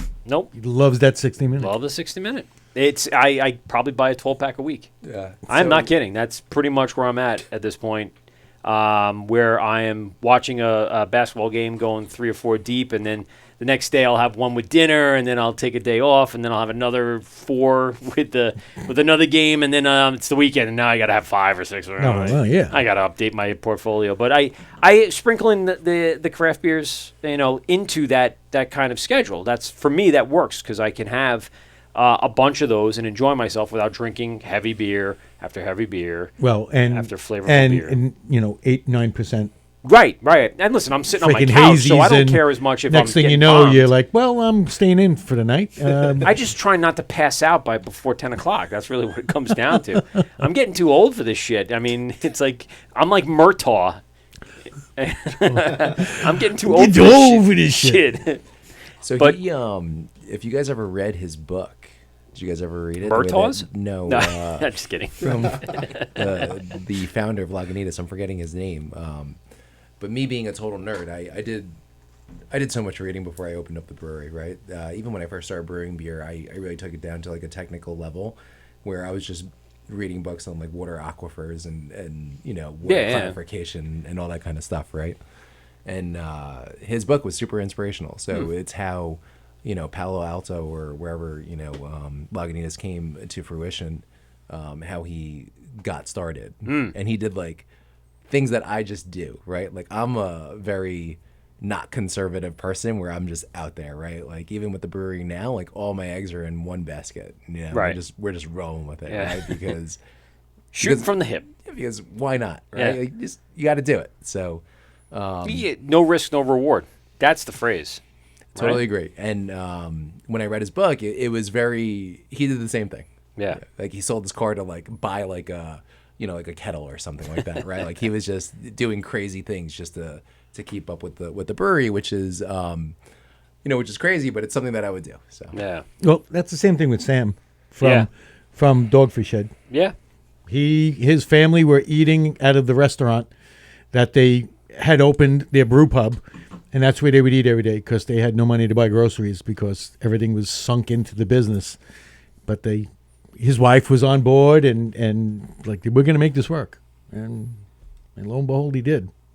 So how does the brewery itself kind of stack up to what you and just going? What was that fourth question that you had last week? You asked a fourth question. You're like, this is a good fourth question, and I don't think that's what I was going with what I was about to say, but it had something to do with it. But how the overall What kind beer of you like to brew then? yeah, I don't nah. remember. The schedule and what you guys are putting out, the diversity and everything. You've been to other breweries. You've seen what they've done. How do you think your brewery stacks up to those others? Not in trying to be like competitive or anything, but in general, are you looking to diversify more so than other breweries? Equal, less? Like what's the game plan? So you bring up a great question. So the one thing that I'm learning about commercial brewing now versus home brewing is there's a very intricate balance of the cadence of brewing. So what I find so funny, But insofar as what you're putting out and the timing of everything, it's crazy. Like when you have a small brewery, the cadence of brewing beer is everything. So since I'm there pretty much every day, I am there every day. Who am I kidding? pretty much. I don't know. But if we have a run on IPAs, or if we have a run on lagers, or if we have a run on Kolsch's or whatever, we just look at we eyeball it, right? So me, Tom, or Jack, we jump in our cold storage, which I thought was a pretty big cold storage box. Okay, I built it as big as we could. It takes up the majority of our space in our brewery. Where our cold storage, I think it's 24 feet by 12 feet. So I built it myself, right? Okay. Insulated it myself, did all that kind of stuff, and now we have roughly I think close to 100 kegs in there. Jesus. Yeah. So limited space to kind of, like you said, move three things to get one thing out. But this They're is both going, but this is our problem, right? Is Yeah. that we're stacked 3 kegs high and 2 kegs, and we're crawling over kegs to get to other kegs in order to, switch something out or whatever. You were mentioned before you were going to try to get cold storage off site. So we have cold storage offsite right now. Yeah, you do already. So where is that? How did that come about? Just again for the, I guess, the sake of necessity, right? At this point. 100%. So we knew with the crowds that we've been getting and the traction that we've been getting, that is for the upcoming season, right? Right. The upcoming warm brewery season, which I've never truly experienced a spring like we're about to head in. We've only been open for 8 months. Right, and that's the thing. Like you have not experienced the full strong season to date at this point. You got started late June, end of June. You got July, August, September, October. Like you said, it went through December. Now you're going to get it starting in April, May. The way the weather's going right now. 100%. Yeah. So Couple extra months tacked on there. yeah, definitely, and that's the reason why we have cold storage. Our cold storage space is actually at Beverage Barn, which is on Jericho Turnpike, where the brothers. I know exactly Greg, where that is. He's been great to us. Where What's his name? Scott? Greg. Greg. Okay. and he's been great to us. Where he's got a lot of storage and a lot of space that's in there. So we've just been stacking kegs away in there for the upcoming rush. Yeah. Of the spring and summer. Quick funny thing about that. I was when I was working at Governor's here as a bartender for years. I would actually go past Governor's, go to Beverage Barn because they had one of the better selections of craft beer around. This was before a lot of the home Ds really started piling into craft beer. He had a good selection. He was one of the first places that ever had taps, if you remember. I do, yeah. Where you could fill a growler. Yeah. And I remember going there and I was like, what is this? Like, what are we doing? Yeah, here, is this legal? Can we actually just pour beer out of taps here? They had Maui Coconut Stout, which you couldn't find anywhere. You still can't probably find anywhere at this point because Kona's kind of flooded the market with Hawaiian beer, we'll call it. But their coconut stout was so fucking good. That beer I would seek out, and they were the only ones that I knew that had it after calling multiple places and looking around. So I would travel from my job out in Dix Hills all the way in here to go to Beverage Barn, get my 4-pack of 12-ounce cans, stick them in the ice behind the bar here, and that would be my drinks for the night because what we had here at the time wasn't really craft beer centric. We were pretty much, Stella, Guinness, that kind of stuff. And then slowly as I started working here, we started introducing Lagunitas IPA, and we got I forget what the other IPA was that we rotated in, but we finally got, Blue Point in a rotation, in a seasonal rotation, when we finally started getting the pumpkin beers, right before the pumpkin beers became so popular. We were like one of the first places that would do that and rim it correctly, not with the drippy shit all over the place where you just... Yeah, Jack, you hear that? You're working on Oh, your drip God, game. no honey. You can't see. It's got to be water, and then you rim and it turns into rock candy, and then it's just so slight, it's perfect. But that's the thing. It's like there's so many like little stories that go on in and around this area that... Well, damn, I mean, Beverage Barn was one of the places that really kind of stood out over the years, and since then I haven't been back since I stopped working here, but it's known to me. And I remember, actually, even before that, I was at a sticker stop for Opie and Anthony as a radio guy, Opie and Anthony and Howard Stern, all those guys in the radio craze. They did a sticker stop at Beverage Barn, and they closed down the street. That's how many people came out on that little corner there. Yep. Holy cow, I remember people just losing their minds, people standing on cars. And I'm like, we're at a Beverage Barn and people losing their minds. And those two things between the Maui Coconut Stout and a sticker stop. And I went to Nassau Community College and Hofstra, by the way. So, I mean, it's all been in this area. Fantastic kind of like memories of that place. And I'm glad that they still are doing great. And So if you remember Greg, he's a big German dude. yeah. Big guy. And they had a ton of German and Polish imports. 100%. Holy cow. My brother-in-law is actually from Germany, and he would go there just for their German beer. Their selection is... So they bonded over that, and that's how we got the hookup. with Really? Getting the, That's interesting. Yeah, I used to go in there specifically for the Dunkel because they had it all year round there. All year round. It's one of the only places I could find that has it. Now you can get it a little more often in other places, but yeah, that Beverage Barn, that's where their cold storage... Extra cold storage okay. is. Yeah, it's funny that you say the Dunkel is there because Memphis is my favorite beer that's on our menu, and it's a fest beer. But I keep it on all the time. Yeah, so delicious. That's it. So. So let's get into those beers because that's really like the mainstay of what we want to talk about. Besides all the stories and the fun stuff, I started off with the IPA, but let's talk about let's have the Memphis. Let's talk about it since you mentioned it. Break us down on this beer. You don't have to give away all the secrets, but tell us a little bit about this, the profiles, and all that other stuff. No, for sure. So, like I told you, one of the growing up on Long Island, everyone starts drinking at 13 in the dugouts of baseball fields. Oh, yeah. And, behind the whatever, finest. Right? Yeah. And with Crooked Eyes. Yeah. That's what I would drink. And then, like every City idiot, Eyes. you're walking on the train tracks going down, drinking your Bud Ice 6-pack with your friend. And Red Dog Ice. Getting your St. Ides and everything else at the St. bodegas. Ides. Oh, yeah, Crooked Eye. You got to get the Crooked Eyes going. They were delicious. So, like I said, I mean, I've always liked Blue Point Toasted Lager. I thought for Long Island beers, that's like the first one that I can really remember. Yeah. And so why not mimic your first beer that you're trying to brew and brew well after like a classic? And so, we use majority. It's mostly 2-row. Okay. So since we're a New York State Farm brewery license, whatever the hell that means. Checks off one of the questions on Steve's list. Yeah. Well, I kind of figured once he Yeah. said he was selling cider. Yeah. So the majority of our malt comes from Hudson Valley. Okay. It's this guy Dennis and his wife. Great guy. Small place, huh? Small place. Yeah. Do they have a lot of contracts with people down here, or is it mostly? Yeah. So I know a couple of the contracts that he does with a couple of the other breweries. Again, for the New York State license, gives us a lot of tax benefits and stuff like that. For sure. So it made sense for us to source most of our grain from there. But going back to Memphis, I just wanted something that was plain, but I like the maltiness in beers. It's something that we've kind of lost, I feel like, along the way, and something that you can just crush. So I think the beer is at like 5.2%, just super clean, super easy, traditional German hops, and that's pretty much it. So It's pretty cool that you've encapsulated your dog's name into a beer that will now probably be a staple for years to come at the brewery, right? And it's kind of...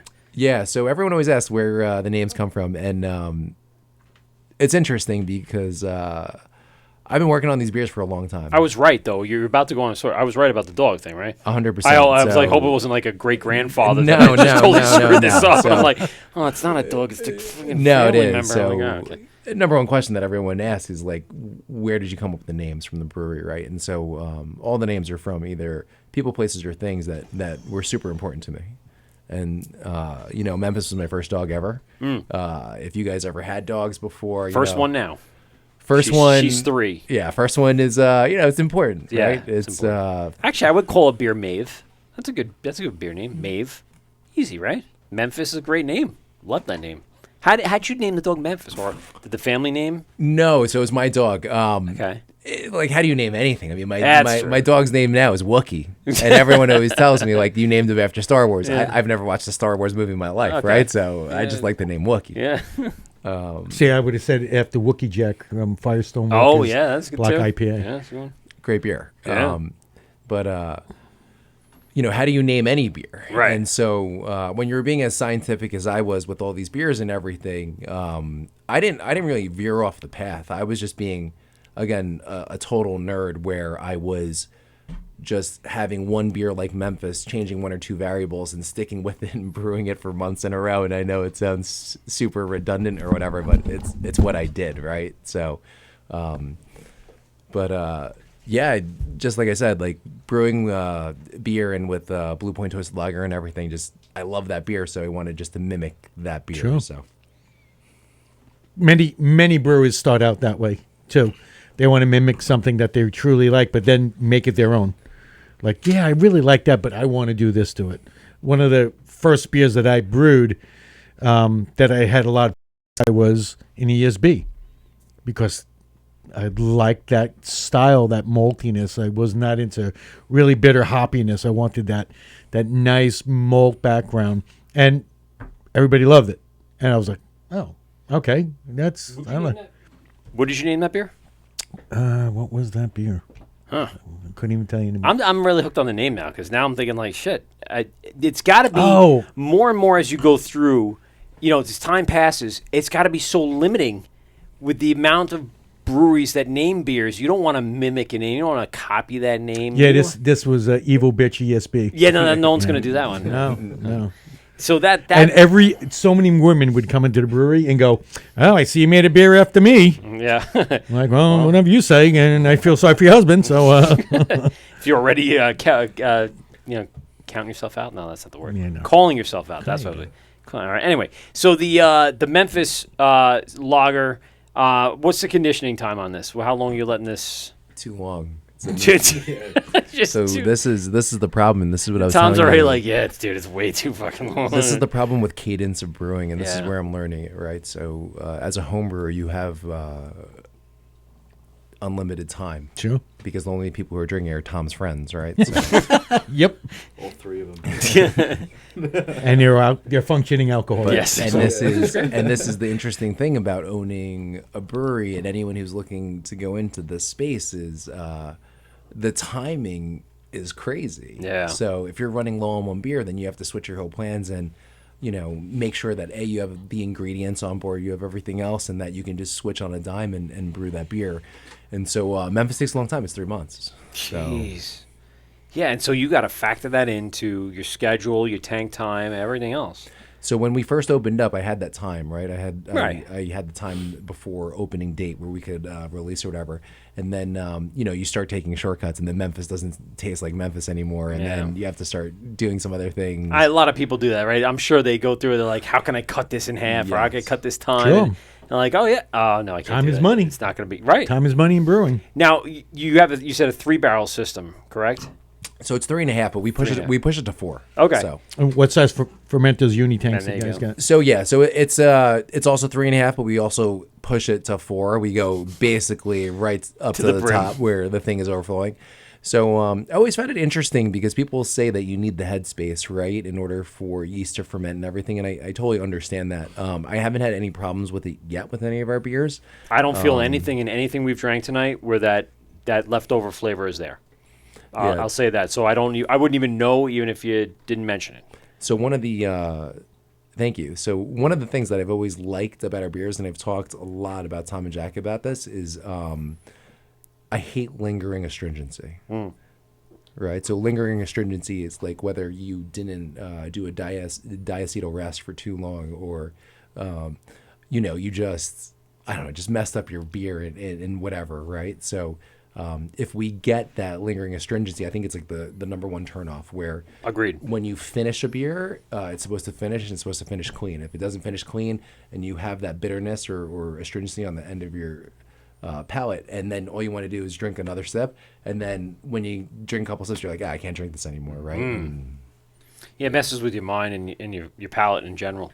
One of those things that I don't like when I get a beer from, let's say microbreweries or smaller nano-based breweries where you have that leftover yeast, just lingering there. And you're like, I like a good bready, that feel of the beer. But when you can't get rid of it all and you can't drop it the way it should be. What? I know the brewery. I know you know. And I'm not going to mention them. And listen, so that because you brings me- say it every time. I know. So Well, I say it not on air to Right, you. you say it to me. So the Right. beer that you're drinking right now is La Citra. So that one I feel has a great like bready upfrontness to it. Agreed. And it's like it's crisp. I It's like easy. I like the color of it because it's not that first IPA that we had before was that juice. It's juice.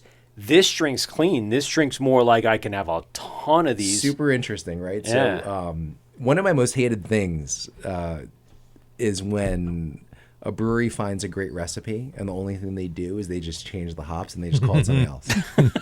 Well, isn't that everybody? It doesn't. At this point, when you're going through 15 labels a month, that's what you're doing. When right? you're a brewery that releases yeah. 190 new beers a Right. year, There's no way you can make 109 new recipes I'm a year. thinking it's the same recipe and you're switching in some hops. So you do 60-40 and then 40-60 and then 35-80-65, whatever it is, and you just keep doing that until Totally agree with you guys. So It's gotta be that. if you were to see the difference in the coloration of the two beers that you drank, like it's something that I kind of prided myself on when we brewed IPAs. Like Yeah. Well, you want to see the difference in the flight, too. So let's say someone comes 100, in and they have the 100%. 4 beers stacked up next to each other. You don't want to see the same thing for 4 times. Like, wait a second, that's a lager, that's an IPA, that's, it doesn't make any sense. You want to see the coloration differences and then associate that with the flavor profile that you're having. For sure. It's funny that you mentioned that because we've been to a couple of other breweries where we get a flight and they all look exactly the same. And you can't differentiate which one is which. You lose shit like You lose track of is the that of the the IPA? beers. Yeah. Which number was this? Well, I've said it many times to guys that are like crazy haze boys, and I'm like, I will put 5 beers from different breweries, all the same brewery, and ask you to name that beer. You're never No getting way. it. Yeah. You're never getting Unless it. it's like all the same hop. I'm a hazy boy. I can tell my hops. I can tell my Citra Mosaic, Nelson for sure, because I don't like it as much. Some of my New Zealand hops, I know the profile of those. Maybe El Dorado because of its very specific, and definitely any West Coast IPAs. Like if you give me Cascade or Centennial or something like that, that's really piney or danky. I could tell those differences. But when you start mixing several hops together, whether it's Citra and Mosaic, and then you go Mosaic and Citra, I would have no clue. Well, again, if you go to like one of the big hazy producers on the East Coast, Yeah. and you take A line of them. line of their cans and you put them out and you just blind pour them. Like Treehouse, you couldn't tell the difference between Julius and I don't know what's the purple can. I just go by colors. Haze. Yeah. And then the green, right? It'd be tough to. Well- I could tell Julius, I think, but haze and green without seeing it taste wise, I don't know if I could tell you the difference now. But I also don't drink a shit ton of Treehouse. I have it once in a while, but this is what I'm but if you're in the area, when you put out and I'm not saying it's them, right? there's someone else. Yeah, When you put out that many brand new beers, yeah. I'm Yeah. sorry. Yeah, it's tough. Yeah, I totally agree with you. So even with what we're trying to do, we're not trying to per se bring out new beers, but what's really nice, and this is like the underlying scientist in me, is we just change one or two variables, and if we like the change in the recipe, then we keep it and we move forward. You right? ditch So- the old, move on with the new. So at Somerset, you will have something that's very similar, but never the same beer. Gotcha. That makes sense. I mean, that's more along the lines of keeping the moral compass on what you're doing moving forward, as Yeah, opposed to because just then- try to screw with the audience. Like, Because yeah, then, we're just gonna do because this. then you're just brewing the same thing over Right, and over I again, mean, right? Like, how can you? And what's I'm gonna really call nice, it- and we've done this, right? So Yeah. in our stout series, we've definitely done this. So we have saved some kegs of stout where I really wanted to see what the difference was. So I always believed that the extra oxidation on stouts gets it a little bit better, right? Like just aging it just in the keg for. Now we have one that's been in there for, I don't know, 6 months, 7 months, something like that. So we have Helen 1, Helen 2, Helen 3, Helen 4, and Helen 5. and it's all about the timing and all and about the sitting. timing. And Huh. as we've gotten better, as we've brewed more of them, I feel like it's gotten better. Are you right? going backwards through the series then? You're letting one sit for a very long time and drinking 5 almost immediately and working your way back? Yeah, but it's nice to save a keg of it. And for any home brewer, that's what's like beautiful about stouts, lagers, kolsch's, pilsners, right? Yeah. With IPAs, it's It'll funny fall off. if you don't move it quick, Yeah. and people drink that beer that you're drinking, which we call a Citra, it changes drastically, right? Tell me about this, because this is, like I said, light drinking, almost weedy in color. Totally agree with you. So I'm not a hophead, Okay. right? So but this is very West Coasty Lagunitas like, so that's probably so why I you enjoy it so much. lightly dry hop my beers, not to the point where they're crazy fruity. So Okay. to me, with drinking beers, I'd rather drink something than chew on hops. Like Okay. I think we've gone in a direction where we've gotten away from drinking beers and now we're just eating things, right? So like Milkshake IPA. it's just too chewy. Like Yeah, who, I know. I don't enjoy that. I No. mean, that's just me. It's too right? heavy, like we were saying before And, with the and other what I ones. find funny is, Tom over here, I think, is in line with my thinking. Jack will drink milkshakes all day. You know? So- He liked the creamsicle, so obviously it's pastry stouts for days. You would have loved Barrage. Too bad he wasn't 21 while you were open. I mean, would have liked what's the yada yada yada, freaking Snickers bar.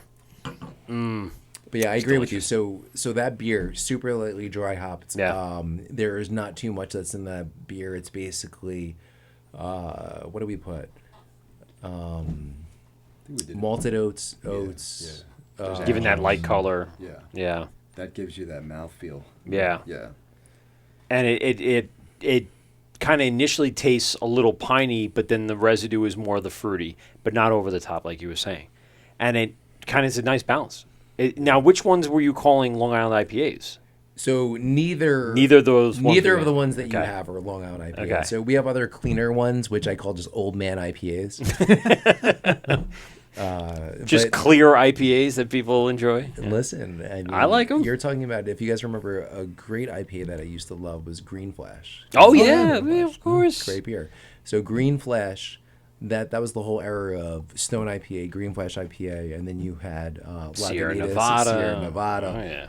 all clear IPAs, like Yep. up my alley. Yep. I will drink those all day, every day, and it's funny. Like I can't drink the hop headiness of the IPAs. I mean, again, going back into a chemistry background, when you have so many complex polysaccharides and everything, it just sits in your gut, and that gut, it ends up turning into Fat that's right in me right now. Even though I'm a skinny, I should be freaking 170 pounds. I'm now 205, and it's all right here in my beer gut, because that's what happens after you drink so much fucking craft beer. No, you drink 60-minute IPA. Yeah, a lot of them. I drink 6 probably within a sitting. So let's really hear about the barrel aged stout that you guys brought. Aged in Buffalo Trace. Buffalo Trace. Yep. Wow. So let's start with the base. What's the base IP? So the base stout that you guys use. So we use the same stout. It's called Helen. Okay. So it's in that series that we were talking about before. Okay. 100. So it's a coffee chocolate stout. Helen, I believe, is about 5.8%. We pick up a little bit more of that. Helen comes off super coffee-ish. So the only thing that I drink more than beer is coffee. Okay. All day, all I do is drink I think I agree. coffee, beer, and then that's basically what I drink all day. I'm close. In between the coffee and the beer is a Gatorade, just for refreshment, and then I'm back to beer towards the end of the day. I agree with you. Yeah, it's coffee all day. But in my field, I run on coffee, right? All day, every day. And so we have a coffee chocolate stout that, from a homebrewing perspective, it's really interesting, right? Like a Buffalo Trace, any barrel for that matter, is 65 gallons, right? What maniac who's a homebrewer is going to fill 65 gallons with a stout? Quadruple brew day. Tom's over there going. Tom is going to brew 7 days in a row. I've done it. I've done it. Yeah, that's a lot. I mean, and then where do you store it in between the batches? I totally agree with you. Filling So up the... from a homebrewing perspective, and this is where the guys from Dubco were super helpful. We also asked Tim from the Brewers Collective. Oh You yeah, guys know Tim. Great resource. Yeah, so me and Tom went out there and we were just talking barrels, right? And make a very long story short, the one thing about getting a barrel is how do you source a Buffalo Trace Kentucky bourbon barrel? How do you even get one, right? How the fuck do I obtain a Buffalo Trace Kentucky bourbon barrel? I'll give you guys a quick story. God. So there, you knocked off a stagecoach. So I'm sitting behind the bar. There's this guy with this crazy British accent. Sits at the bar and is drinking all day, having cider, drinking a million ciders. And he goes, "Do you guys ever barrel age anything?" And I was like, "No, because I can't find a barrel from anywhere." And he's like, "All right, I'll bring you some." And this guy's 10 ciders deep. I just thought he was just blowing smoke up my ass or whatever. And where'd you meet him? Just at the bar, just Really? at the brewery bartending.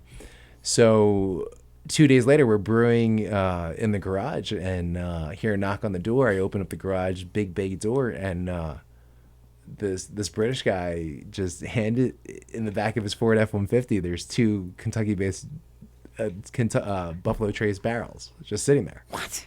I was like, Where the hell did you come from? I was like, what is going on? So make a very long story short, he does a lot of business that's in Kentucky with a lot of like the bourbon, the whiskey, the whatever. And I met a lot of these guys later on down the road. So gave him a whole bunch of beer from there. He's like the Kingsman, right? In the movie The Kingsman, with then the second one where they had the guys from Kentucky, right? They're making the bourbon, and it was the Kingsman, but it was, what was that called? Help me out. What was the name of the American-based Kingsman? I didn't see the movie. You didn't see the movie? No. Oh, that's a good one. I like it. Oh God. Well, I'll think of it. I'll think of it. Right. But yeah, same thing. It's like they have this kind of thing with the whiskey and stuff that they brew over there, and they have this obsession with bourbon over here in the States. So again, just to source the barrel and then just to ship the barrel, all that in itself is just outrageously expensive, to the point where, how much you're going to charge for a beer. You're going to charge like $20 for a beer when it finally comes to fruition. But he brought us over the barrels, and as soon as that happened, I was like, all right, tomorrow we're brewing the stout to fill this thing up. So, we fermented out the stout, and again, stout shower. Yeah, filling up the barrel. Yeah, so Statesman. How come I couldn't think of it? Kingsman and Statesman is the bourbon they've made. Sorry, had to get that in there. It would drive me crazy. It's my ADD. Sorry. And then when we we knew nothing about filling up a whiskey barrel with beer. Had no idea what to do. And then again, great thing about the brewing community, we went out to the Brewers Collective. We talked to Tim. We went out to Dubco. Talked to John and Paul and all those other great guys that are at Dubco. Yeah. And they gave us great knowledge, just what to do, wet the barrel, put the beeswax on the barrel. And then what's beautiful about this business, right, is we met a guy who is a beekeeper in West Hempstead who gave us beeswax for the barrel. Jesus. Yeah. They had everything you needed right there. That barrel. What do you need? What do you need for the beeswax? Explain this to me. I don't think I know this about barrel aging. For the staves. Because they will leak. You got to plug the thing. If it's not sufficiently soaked, saturated, right, where it swells, right, so barrels dry out, crack. So what do you coat the inside part with the beeswax? The outside. The outside, just to seal that in. You heat the inside. Okay. Ideally, it would be already. And then you're getting it fresh, and you rub the wax on it. Okay. And then as it cools, it will like sex wax, like a surfboard. Yeah, basically. Really. So if you can see me and Tom's faces as we're pouring all this delicious beer into this barrel, and it's just exploding out. It's just dive underneath. Just underneath coming through the cracks.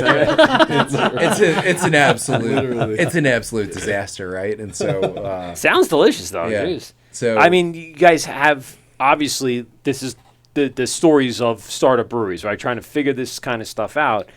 What other major things have happened along the way? I know we saw a post before you tell the story. We saw a post. We were concernicus for sure about the tanks on the deck planking that we saw on the post. And we're like, I hope they're not brewing there. And thank God it was just for storage. And meanwhile, while you were doing things, like what else? Did you get anybody commenting on that? Like, oh, dude, bro, that's a little dangerous. Like, yeah, for sure. So. I know it sounds silly, but people see a picture and see 1,000 words, right? Yeah, and they're like, no, I totally agree with you. So, again, we have super limited space. Right. And what's crazy the only way to go is up, you said. I mean, we have 2,000 square feet of space, which to me in the beginning was like, wow, it's a decent size, right? Yeah. We have 2,000 square feet of inside and, roughly 4,000 square feet of outside space, which is, hey. Yeah, I'll take it. Not a bad space, right? So things led to things, and then we were just like, oh my God, we have merchandise, we have growlers, we have cans, we have more grain, we have this, we have that. And then just looking at the space, there was only one way to put these things. So when I bought everything, I brought out my little graphing paper, I brought out my ruler, and I squared everything away to where I knew everything would sit in the brewery. Right. So instead of just buying the 3.5 barrel system that we have, we also bought a 10 barrel system because I knew that we just had the space. Right, and it could expand to that as you go along. 100%. Right, yeah. So that was like phase B. Yeah. I didn't think that we would get to phase B in like 4 months. Yeah. Right. Like I mean, they're good problems to have, but I thought it would take a year and a half, 2 years to get to using the 10 barrel system. So yeah, you're totally right. So we just ran out of space. I was like, all right, we couldn't like store it anywhere, and I want to pay for storage, so we were just lift it up. Beverage barn isn't going to give you more on top. You put it on the roof. It would make a really nice, you see the barn, and then you see the tanks up top. But yeah, thank you to all the engineers who were like, that thing's gonna break. Yes, I understand that's We're not filling them. Yeah, just putting the tanks up there just so that we can clear some space underneath. Yeah, we had fun reading the comments. That's why we were mentioning it. We're like, oh boy. But yeah, I mean, for the overall point, you're just trying to make the best of it as you're growing, probably more considerably than you thought you would over the 4 months that really the faster months are coming up. So how do you cope with all that? Like, the stress has to build up. You still have your job. You're still doing all this. These guys still. I mean, it's what's the key to kind of keeping it all together? Yeah, for sure. So you're seeing the keys actually next to me. So Tom and Jack have been a blessing, and so I know. Even though Tom annoyed you for a little bit, I still of his love it, as I'm his sure, constant badgering. Yeah, no doubt. So, Tom and all was badgering, and then Jack definitely have outrageously helped. So, I knew that I couldn't sustain it. Working in the medical field, working 24, 30 hours is nothing to me, right? So, I'm no spring chicken anymore. I'm 40 years old. And so, Let's get to that point. Yeah. having Tom and Jack to definitely carry some of that load. Like I knew I could do it for a couple of months, and when we opened up, and I was really cranking out that time or whatever. But it's a beautiful thing. So when you start your own business or whatever, and for any small business owner, as long as you just see the potential in it and you see that you have a product that people think is pretty good. And then you got to a point where you're trying to make it as fast as possible, and you just need help in that regard. Yeah. Again, Tom and Jack have been great. I worked a shift at the hospital all day today. Yeah. And I didn't brew a single beer today, but they did it. So. Well, there you go. You need good hands on deck, pretty much. You need that support system that, having them around definitely alleviates the pressure and the pain. When I had gone to it was a seminar at CBC, and they were talking about, opening a brewing and everything. And they were like, look, you're going to be the guy that's going to wear every hat. Even if you just take one of those hats off, you give it to somebody, it's going to alleviate so much time, pressure, just one hat. So I'll give you a life in Somerset Brewing the other day. So this just happened last Wednesday. What are you talking about? Tom's like, man, it could be anything. Yeah. So many things have happened. That Manny doesn't know about. But. we don't want to mention those things. So I'm at the hospital. I'm finishing up my shift. I think it was about 5 o'clock or whatever. We're getting back to the brewery, and so our normal brew day it takes a while. It takes about 9 hours, right? So Wow, give or take. How many batches are you doing in those 9 hours? Just one batch. Oh. But we brew twice. We take our time. Okay. No doubt. Yeah. So they text me and they're like, "Hey, Manny, are you are you back anytime soon?" And so so while they were moving some stuff or whatever, they knocked off the fitting to the compressor, the air compressor. Oh. We're moving a couch from our loft upstairs. We store a bunch of stuff. Yeah. We're trying to make space because we have no space. Oh. So we're moving the couch out. And me and someone who's not here, who's also part of our team, Connor, we're moving a couch. We hit into the fitting, tap into this fitting that goes in to the tank. And it snaps. Boom. Beer or just air? Just air. Yeah. Okay. So this is the air compressor Yeah. that we use for cleaning our kegs and stuff like that. Okay. And so. So it's a run to another utility area where you're using that, yeah. Yeah, so I come home. God.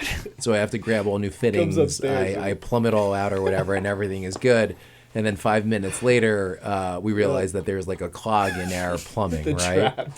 So trap if you that ever own a brewery, the one thing that you always need to make sure, you have to make sure that your trap is all good and gravy, right? So the night before, someone used too much toilet paper, tampons, whatever, and clogged the trap. No. So we went from putting And that- fittings did that come on up in the brew And house? the brew is going on So at the same time now. they were brewing. Connor was actually super aware of it. Noticed that the water just wasn't draining or whatever. And then this is if you've ever dealt. Well, it's typical stuff, right? Yeah, it's just typical stuff. So open up the trap and everything out. Was basically waiting in shit for about an hour and a half, and then just snake Throughout some things. those boots, throughout those pants. Yeah, that's the beauty of scrubs. So There you took go. the scrubs, threw it right in the dumpster. I hope you weren't wearing the and- Crocs. When it Crocs and rains- socks. Yeah, when it rains, God. it floods shit. What other? So we went over this IPA, that stout, the lager. What about that first IPA that I had? So the first IPA that you had was called Surgical Precision. That's so, right. Okay, yeah, that's what. So my dad is a trauma surgeon who is grandfathered into breast cancer oncology. Oh, So, hey, my wife sells journals for ASCO and JADPRO and those oncology journals. I know what you're talking about. So It's funny because I knew you get it. Yeah, she works for a local company on Long Island that does those publications. It's pretty cool. Surgical Precision is probably our number one selling IPA. for I sure. would say, right, Jack? Oh yeah. Yeah. I mean, it's a juice bomb. Yeah, it's a juice bomb. Yeah. Probably not up your alley. Yeah, it's because funny that you mentioned it I because like it all alive. the hops that you mentioned before are all the hops that are basically, that All are of the basically hops. in it, right? Yeah. So it's Citra, it's Mosaic. You know, I think the percentage on it is 6.8, That's pretty good. somewhere around there. Yeah, that's good. Yeah. That's drinkable. It's not, knock you out in 16-ounce can or growler or Even something. with any beer, I've always liked the sweet spot of being between 5 and 7. I think 5 and 7 is like a good beer, agree, right? yeah. Like, Sure. I've always said this. I'd rather drink 7 5% beers than 5 7% beers, right? Okay. Yeah. So, but yeah, so Surgical Precision, one of the very first beers that I started brewing when the whole hop head craze started to happen and stuff like that. Brewed with a ton of wheat, a ton of oats. Yeah. You get that dark hue. So we put, I think, a little bit of caramel malt in it. I think it's 60 and 80. That's what gives it that kind of orange, juicy look to And it. so, I mean, you know beers more than anybody. So that beer is mimicked off of Hills Farmstead Edward. Okay, on Edward. Nice. Yeah. Oh, I like Edward too. And I like, you know what it also reminded me of? Maine Brewing. What, lunch? Lunch. A little bit of lunch in there. That kind of juicy feel to it. Yeah. But for if sure. if you give me any IPA that I'm going to drink, it will probably be a Hills Farmstead. If you guys have never been, beautiful. I haven't been to it. I've had plenty of them. Beautiful place. I know. I got to get up there. Gorgeous. It's in the That middle and of Suarez I gotta get to, goddamn too. nowhere, bro. Yeah, I know. I Middle know. of nowhere. You got to just go there. It's not like you're going to be planning anything and pass through. So I was snowboarding in Killington. I was like, oh, let's just go to Hills Farmstead. It's in Vermont, right? Yeah, It's yeah. like 4.5 hours northwest or wherever the hell it was. Plattsburgh, borderline, kind of crazy. It's one of those places, along with many of those other ones. Like I've been to Magic Hat Brewery, I've been to Killington, but yeah, to try to get to those in like a family trip to trying to travel through, it's tough. But that's why I said Binghamton. To me, I'm up in Syracuse twice a year. That's my stop, man. I go in there and I find a bunch of great breweries. And like I said, we finally got Beer Factory to kind of commit to a date this year. And I'm excited because same thing. They're just producing massive amounts of labels, so much beer on the tap list, and a New York State brewery. Same thing as you guys. That's been the mantra since day one. It's not just local here on Long Island, but try to get New York State on the map, which obviously it is. And now we've extended beyond that and just made Northeast kind of our thing. I really freaking enjoyed every beer we've had tonight. Really appreciate what you guys are doing, and no wonder everyone's talking good stuff about everything you guys have been producing. Yeah, thank you. Greatly appreciate it. So, and again, thanks for having us. I want to give you an opportunity, and marketing manager Jake over there that wants to speak. Your camera went out, so we'll hear you, but we may not see you. I've turned it on 3 times now. I don't know what the hell's wrong with that thing. But give us a little breakdown of contact information, where people can find information about the brewery, what's going on, taproom hours, what people can expect from the experience when they come, all that other good stuff. I'll give you guys the floor. Sure. I mean, the best way to find us, just show on up. I mean, if you know a guy who's been there, Yeah, Jack knows our marketing strategy is no marketing. it's crazy. I have my master's in marketing. Just show up. And I mean, I don't really do much with that. What days? What days you guys open? So we're open Thursday, Friday, Saturday, Sunday. Thursday, Friday, 3 to 11. Saturday, 12 to 11, and then Sunday, 12 to 8. So That's a good formula.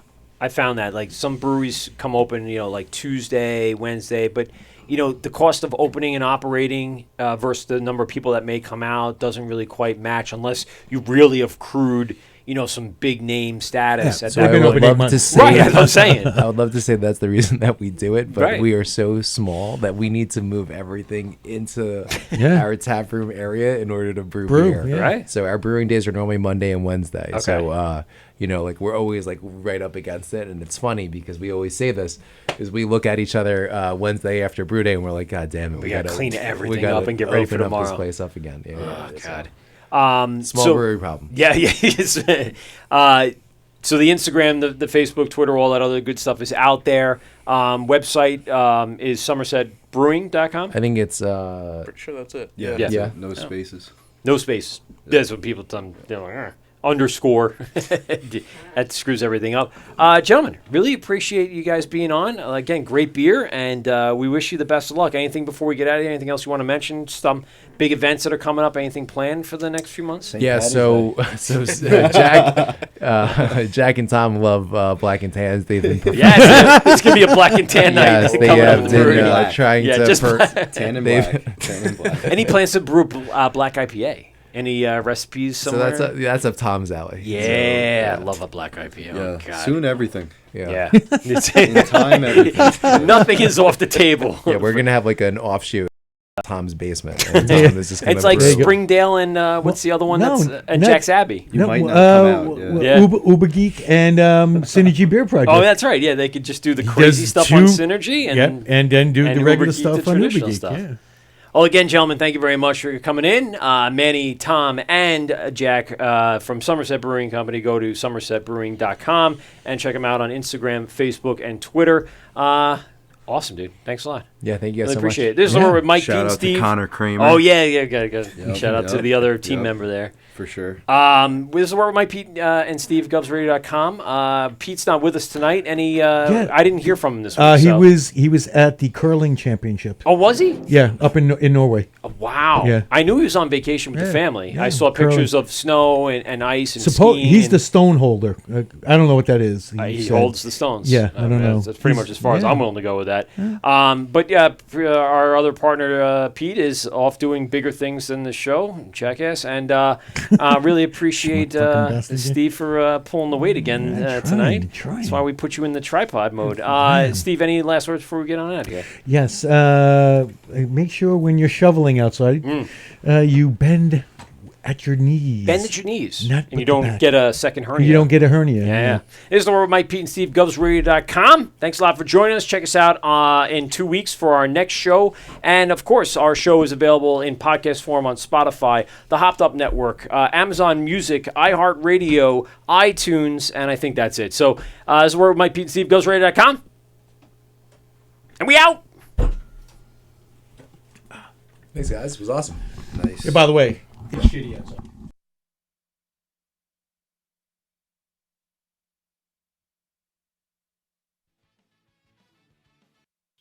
Well, that's 2 hours of your life that you'll never get back. Are you kidding me? Please hang up and try again.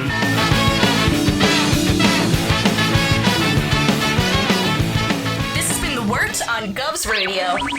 I hope you're drunk enough.